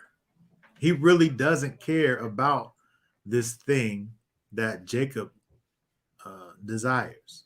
Like, he literally don't like it. Like, he could care less. All he wants is for his physical desires to be appeased. And we can also see when we look at the verse over here, the way it ends, it says, thus Esau despised his birthright. He hated it. But we're only able to know that based on the way that he treated it, right? He hated it because he didn't value it. And again, we know that based on his actions. And so when we think about scriptures like Malachi. Like what? I'm trying to find my cursor here. It keeps on getting lost. So here we go. Malachi chapter 1. Let's go over to Malachi chapter 1. Read for us. Just read down to verses 2 and 3. I have loved you, said Yahweh, but you asked, in what way have you loved us? Was not Esau Jacob's brother? Declares Yahweh, and I love Jacob, but I have hated Esau, and have laid waste his mountains and his inheritance for the jackals of the wilderness. It says Yahweh loved Jacob, and he hated Esau.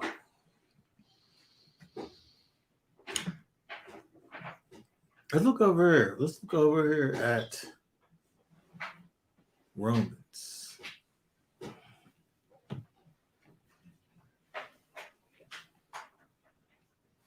It's interesting when we look at this whole idea of Jacob and Esau, their positions,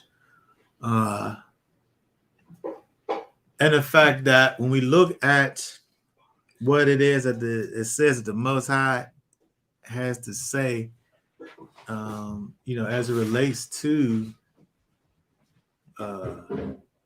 Jacob and Esau,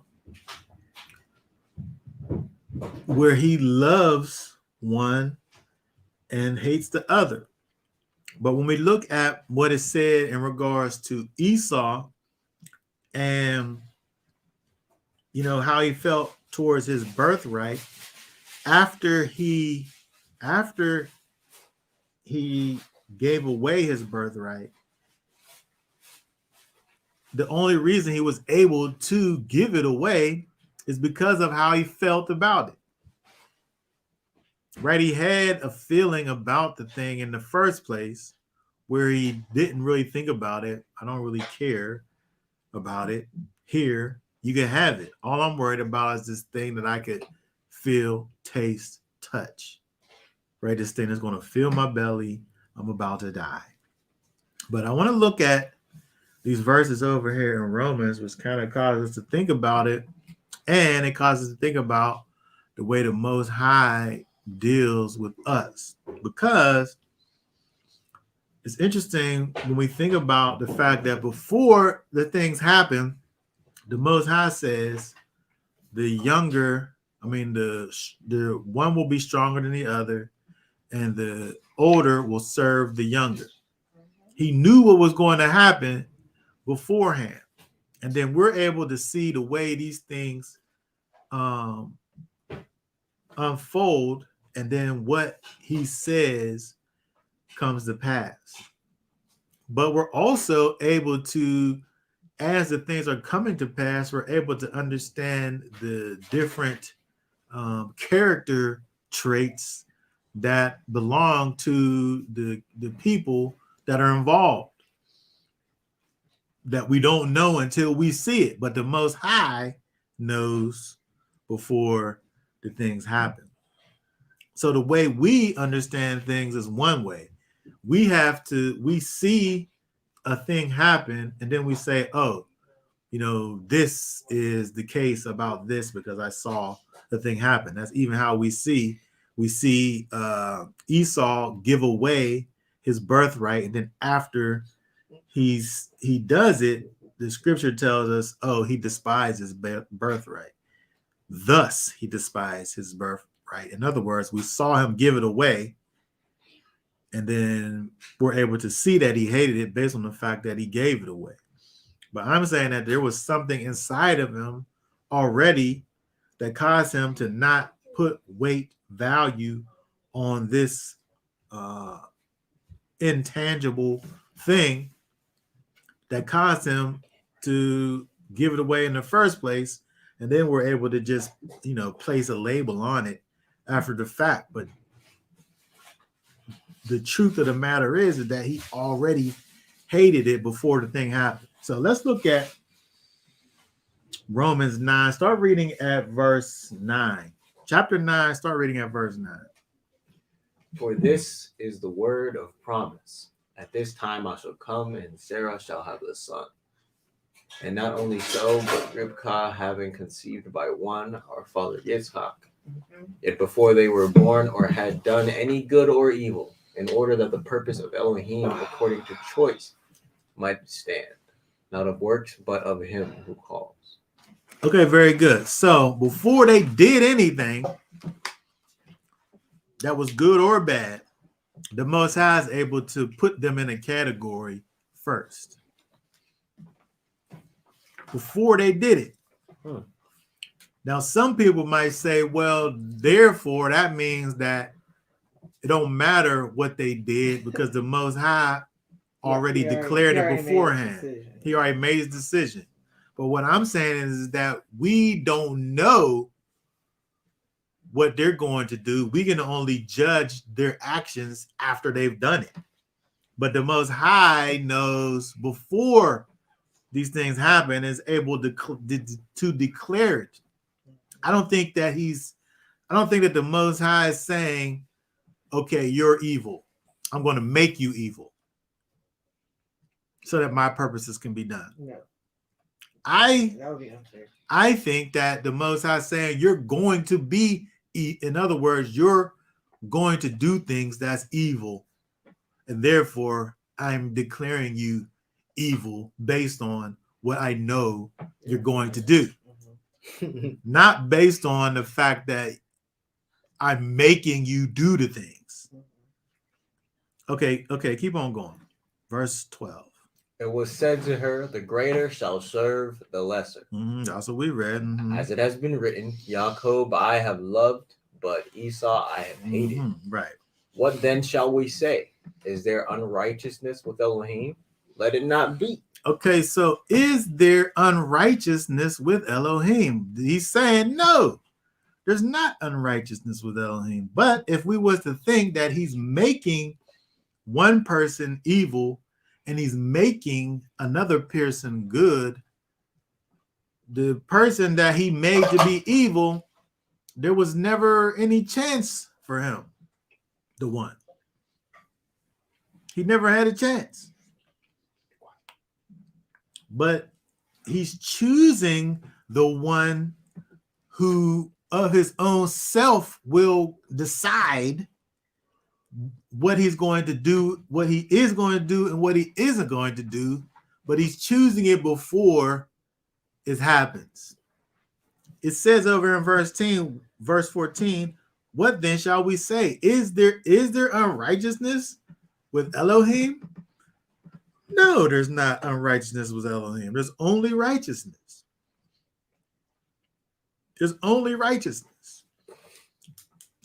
But what people will do is, mostly Calvinists, what people will do is look at this thing and say, he said that Esau was going to, he made for Esau to be evil, and he made for Jacob to be good. And they didn't have a choice whether to be good or evil. They were created that way. They were created evil. Mm-hmm. And I'm simply saying that they were declared good and evil based on the fact that the Most High knew what they were going to do. And so when we look back in Genesis, I think that's the Arminian view. Yes. Arminian. Yes. I'm mostly Arminian, I would say. Yes, I'm Arminian as well. When you think about, I think Calvinists, I think I'm going to do a short, I'm going to try to do a medium length video on Calvinism and Arminianism. Just kind of a short preview. I think that Calvinist is just way fundamentalists. They're totally right wing. There's no wiggle. It's just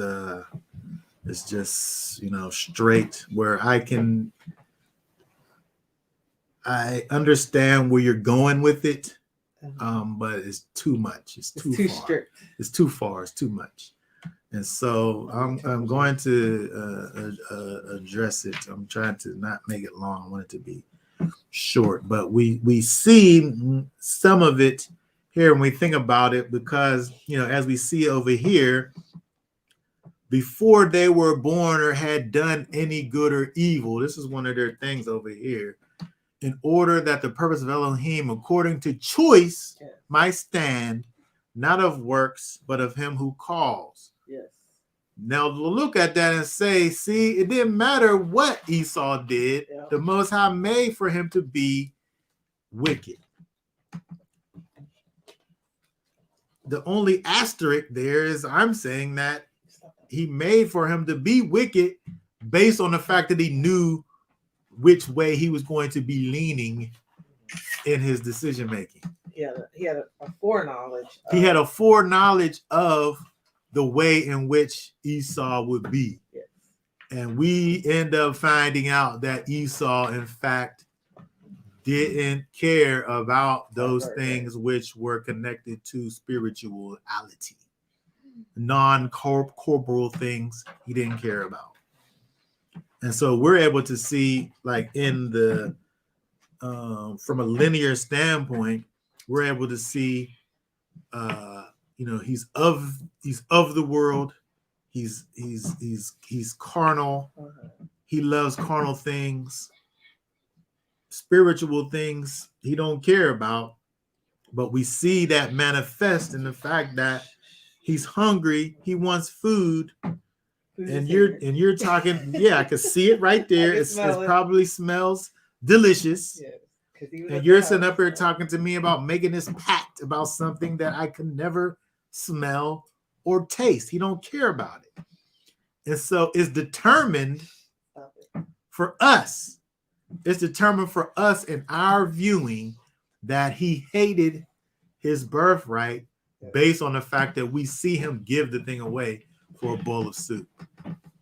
But the Most High, before that happened, knew that he was going to be that. Before he even came out the womb, he said, one's going to serve the other. He knew what was going to happen previous. Okay, but let's keep on reading here because I want to read a little bit more. Read 15. For he says to Moshe, I shall favor whomever I favor, and I shall have compassion on whomever I have compassion. Okay, stop right there. So, stop. What we have to think about is verse 14 and 15 together, right? Because they go together. 14 goes with 15.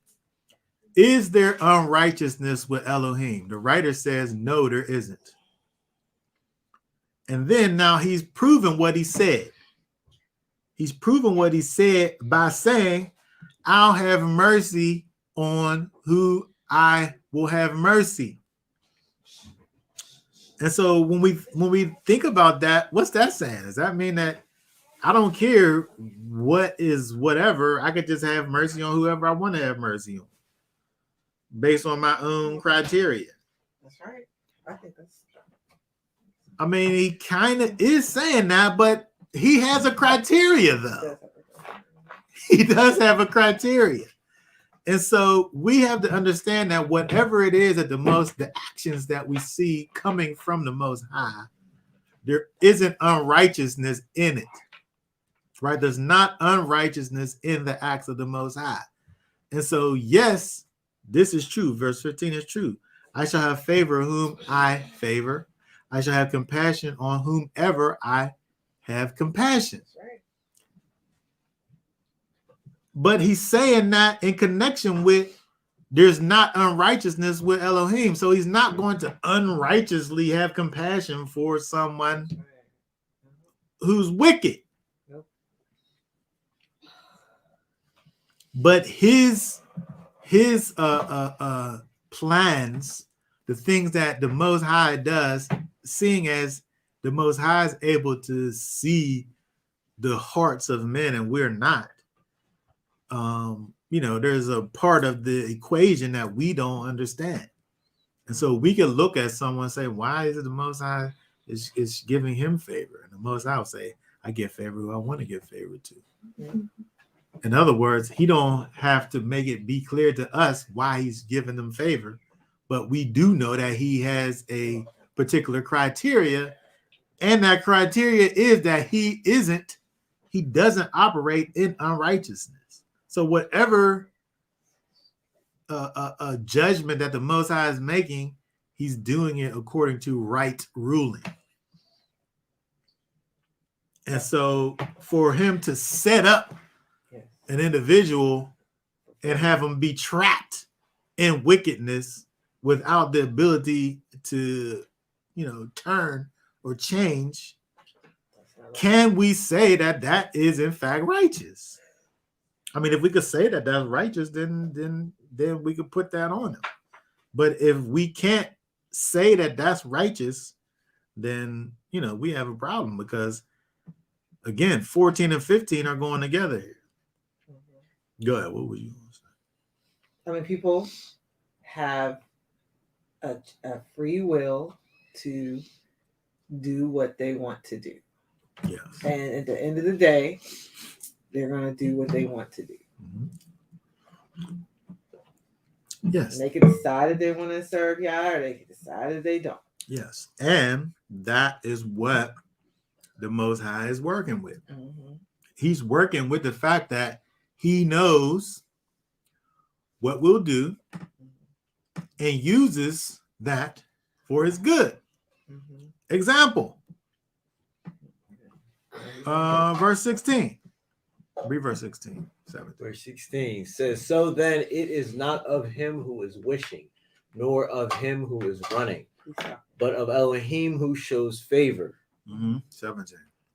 For the scripture says to Pharaoh. First of all, these verses are all connected with each other. So first of all, we have to the presupposition that we have going into this is that the Most High, first of all, there isn't unrighteousness in the things that he does. And we can't just say that it's not, we can't just say that there's not unrighteousness with him just for the simple fact that he's doing it. In other words, everything that he does is righteous, and we just randomly call it righteous just because it's from him. It really is righteous, and he's doing it. If it's unrighteous, he wouldn't be doing it, right? And so we keep that in mind when we read 15 and 16 and also 17. What's it say? For the scripture says to Pharaoh, for this same purpose I have raised you up to show my power in you, and that my name be declared in all the earth. Yes. And so, again, if we think about Pharaoh, for instance, where it talks about the Most High hardened his heart. And so that's the one right there. He hardened his heart. He made his heart harder.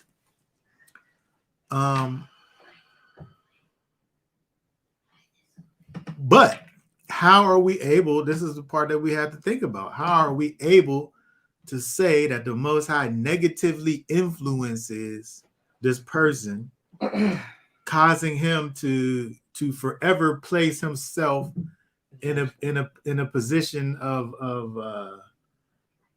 perpetual adversity, adversarial position against the Most High, because the Most High made him to be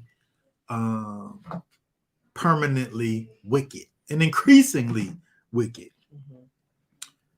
I think we have to ask ourselves, what does it actually mean for the Most High to have hardened the heart of Pharaoh?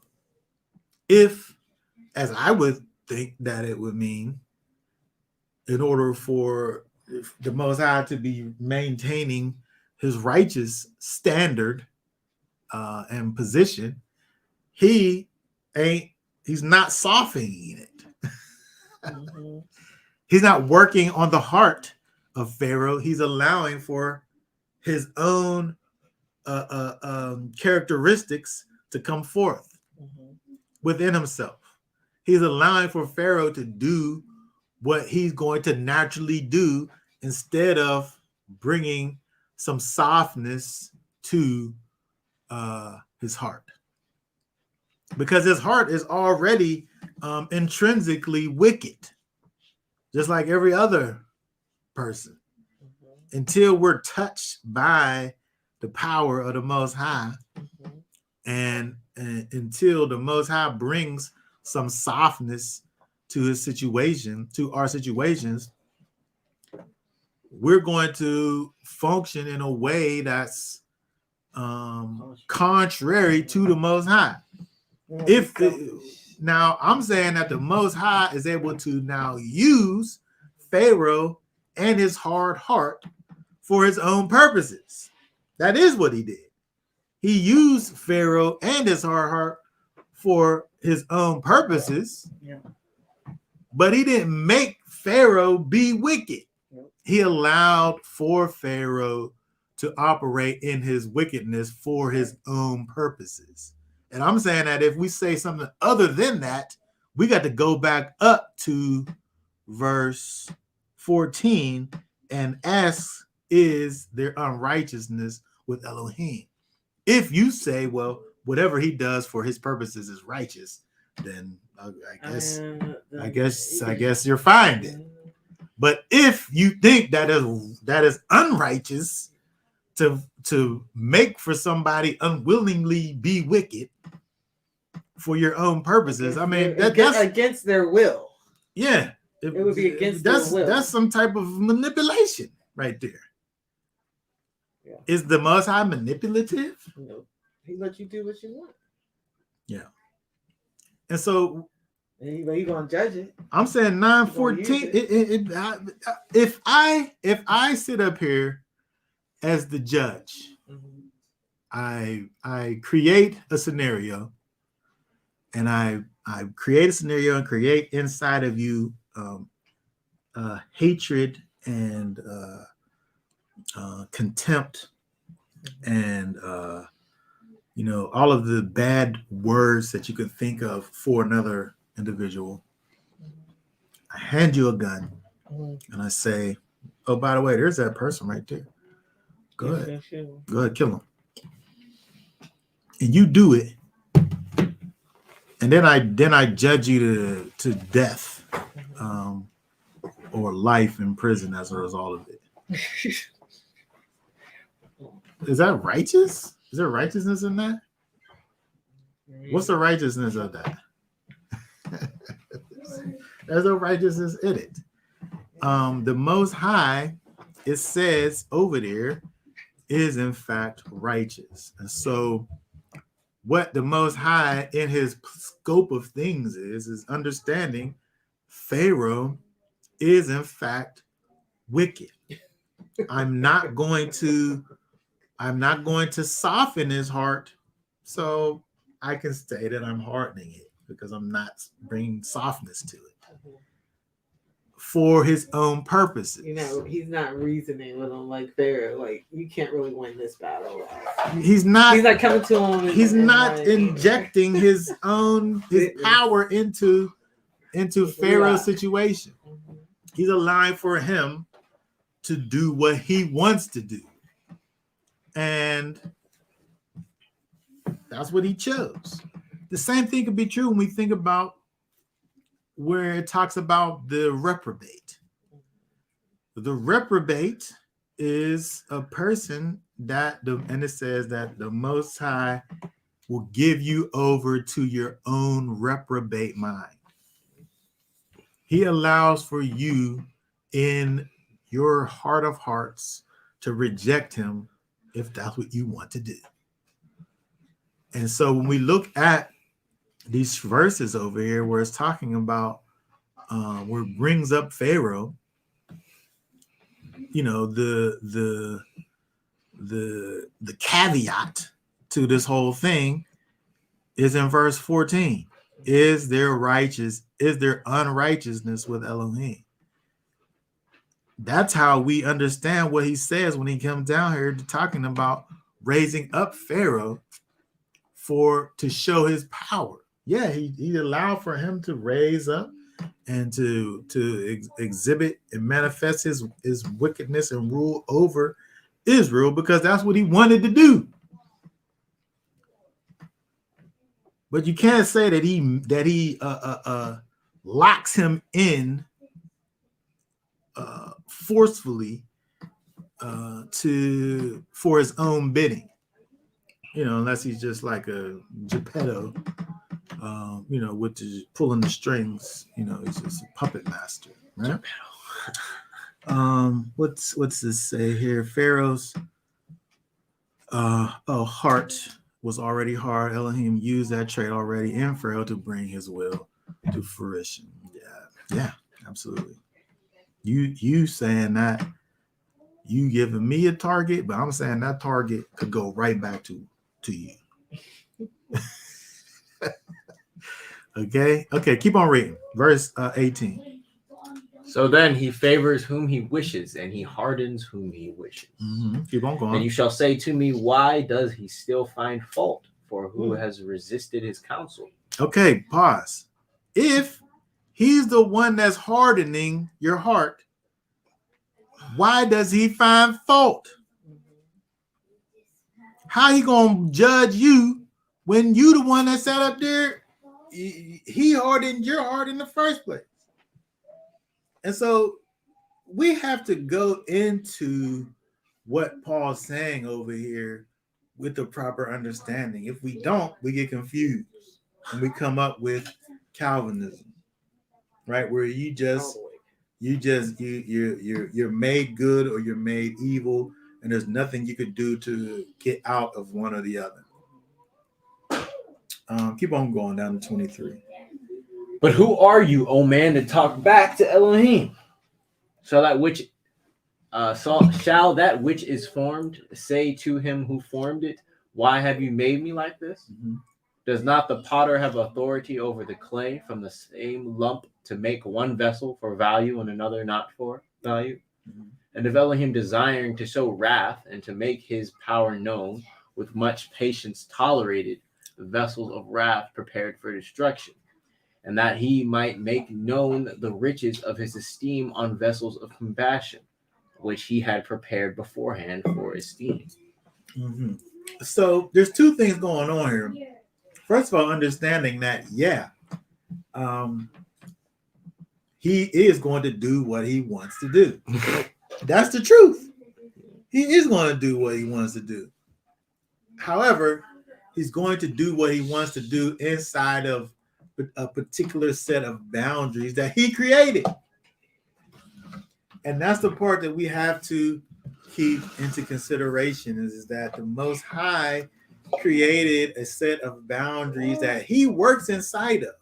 And once he goes outside of those boundaries, it would cause him to be working in unrighteousness. And the very point that Paul's trying to make over here is that he's not operating in unrighteousness, but righteousness. He's not saying that, Paul's not sitting up here saying that just for the simple fact that the Most High is doing it and he's the potter, that he could do whatever he wants with the clay. That's not exactly what he's saying.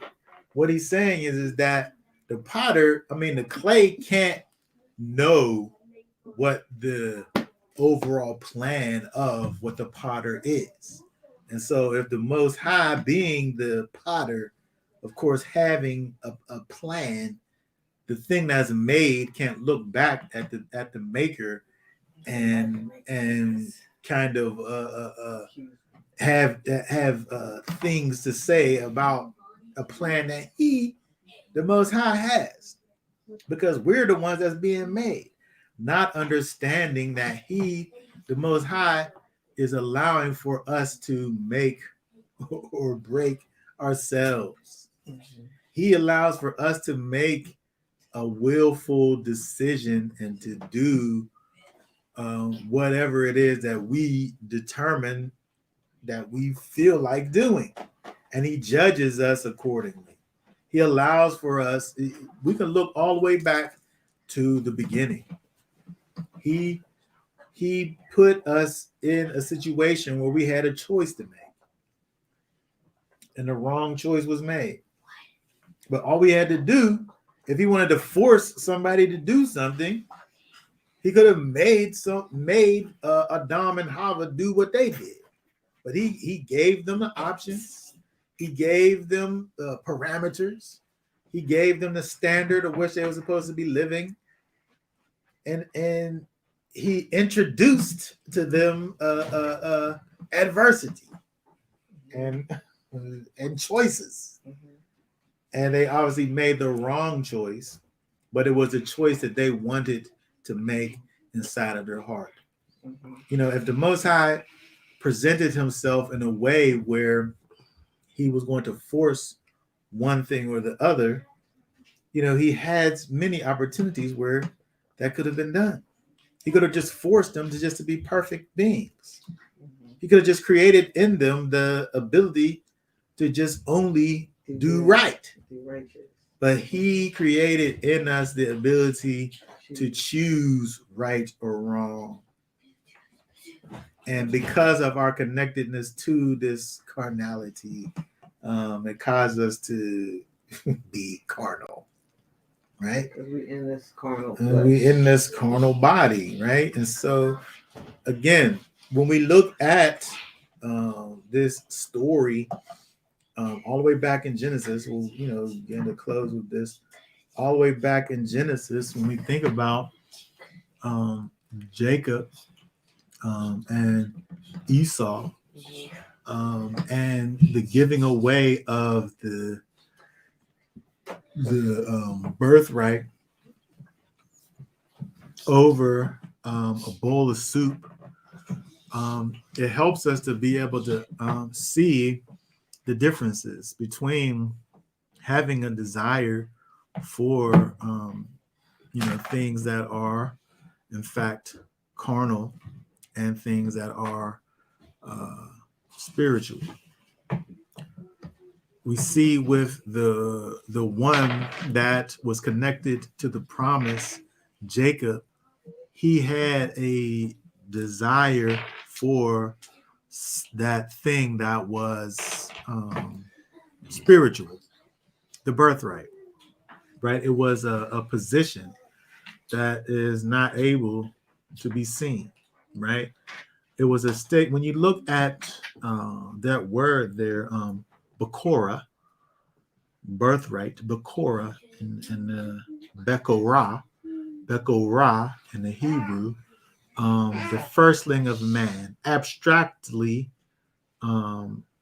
this word primogenitor, primogenitor, which means the state of being born first. The state of being born first. In other words, it's this non-corporeal thing. It's this thing that you're not able to touch. It's seniority by birth among children. Right? It's just a thing. It's a status. Right? It's a status that exists,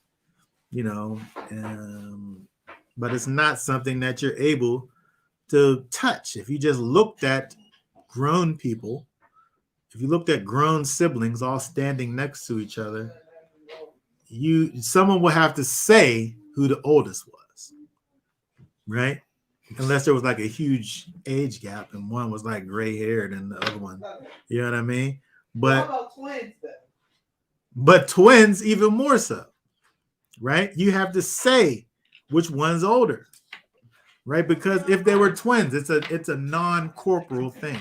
And so it's giving us this picture of Jacob, Esau, this non-corporeal thing that Jacob desired. He was willing to do whatever it took to get that thing, that position, that status, that state of being first, that his brother had but hated. He despised it.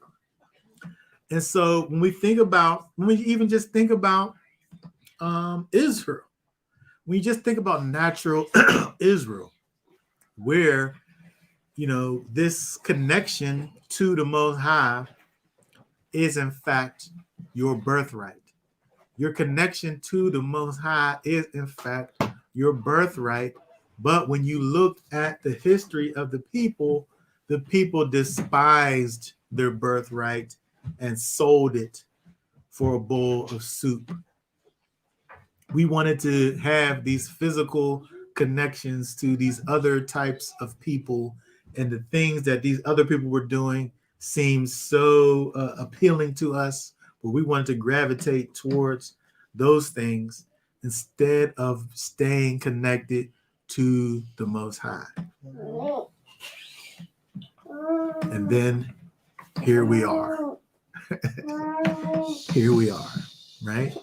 And so it takes for us to be able to understand that because of the loving kindness and the tender mercies of our Creator, the Most High, who sent us his son, Yeshua HaMashiach, to fix this issue that we had in squandering our inheritance and giving it away for something that we could feel and touch.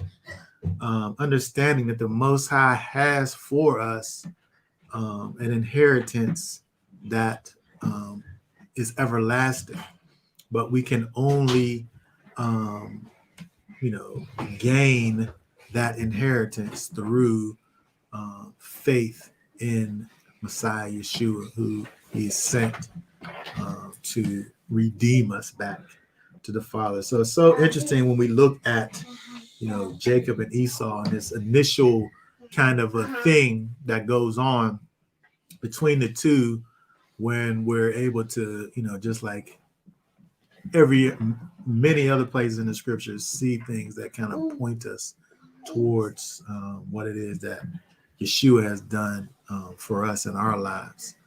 We have to understand, just like it says in the New Testament, that the Elohim is a spirit.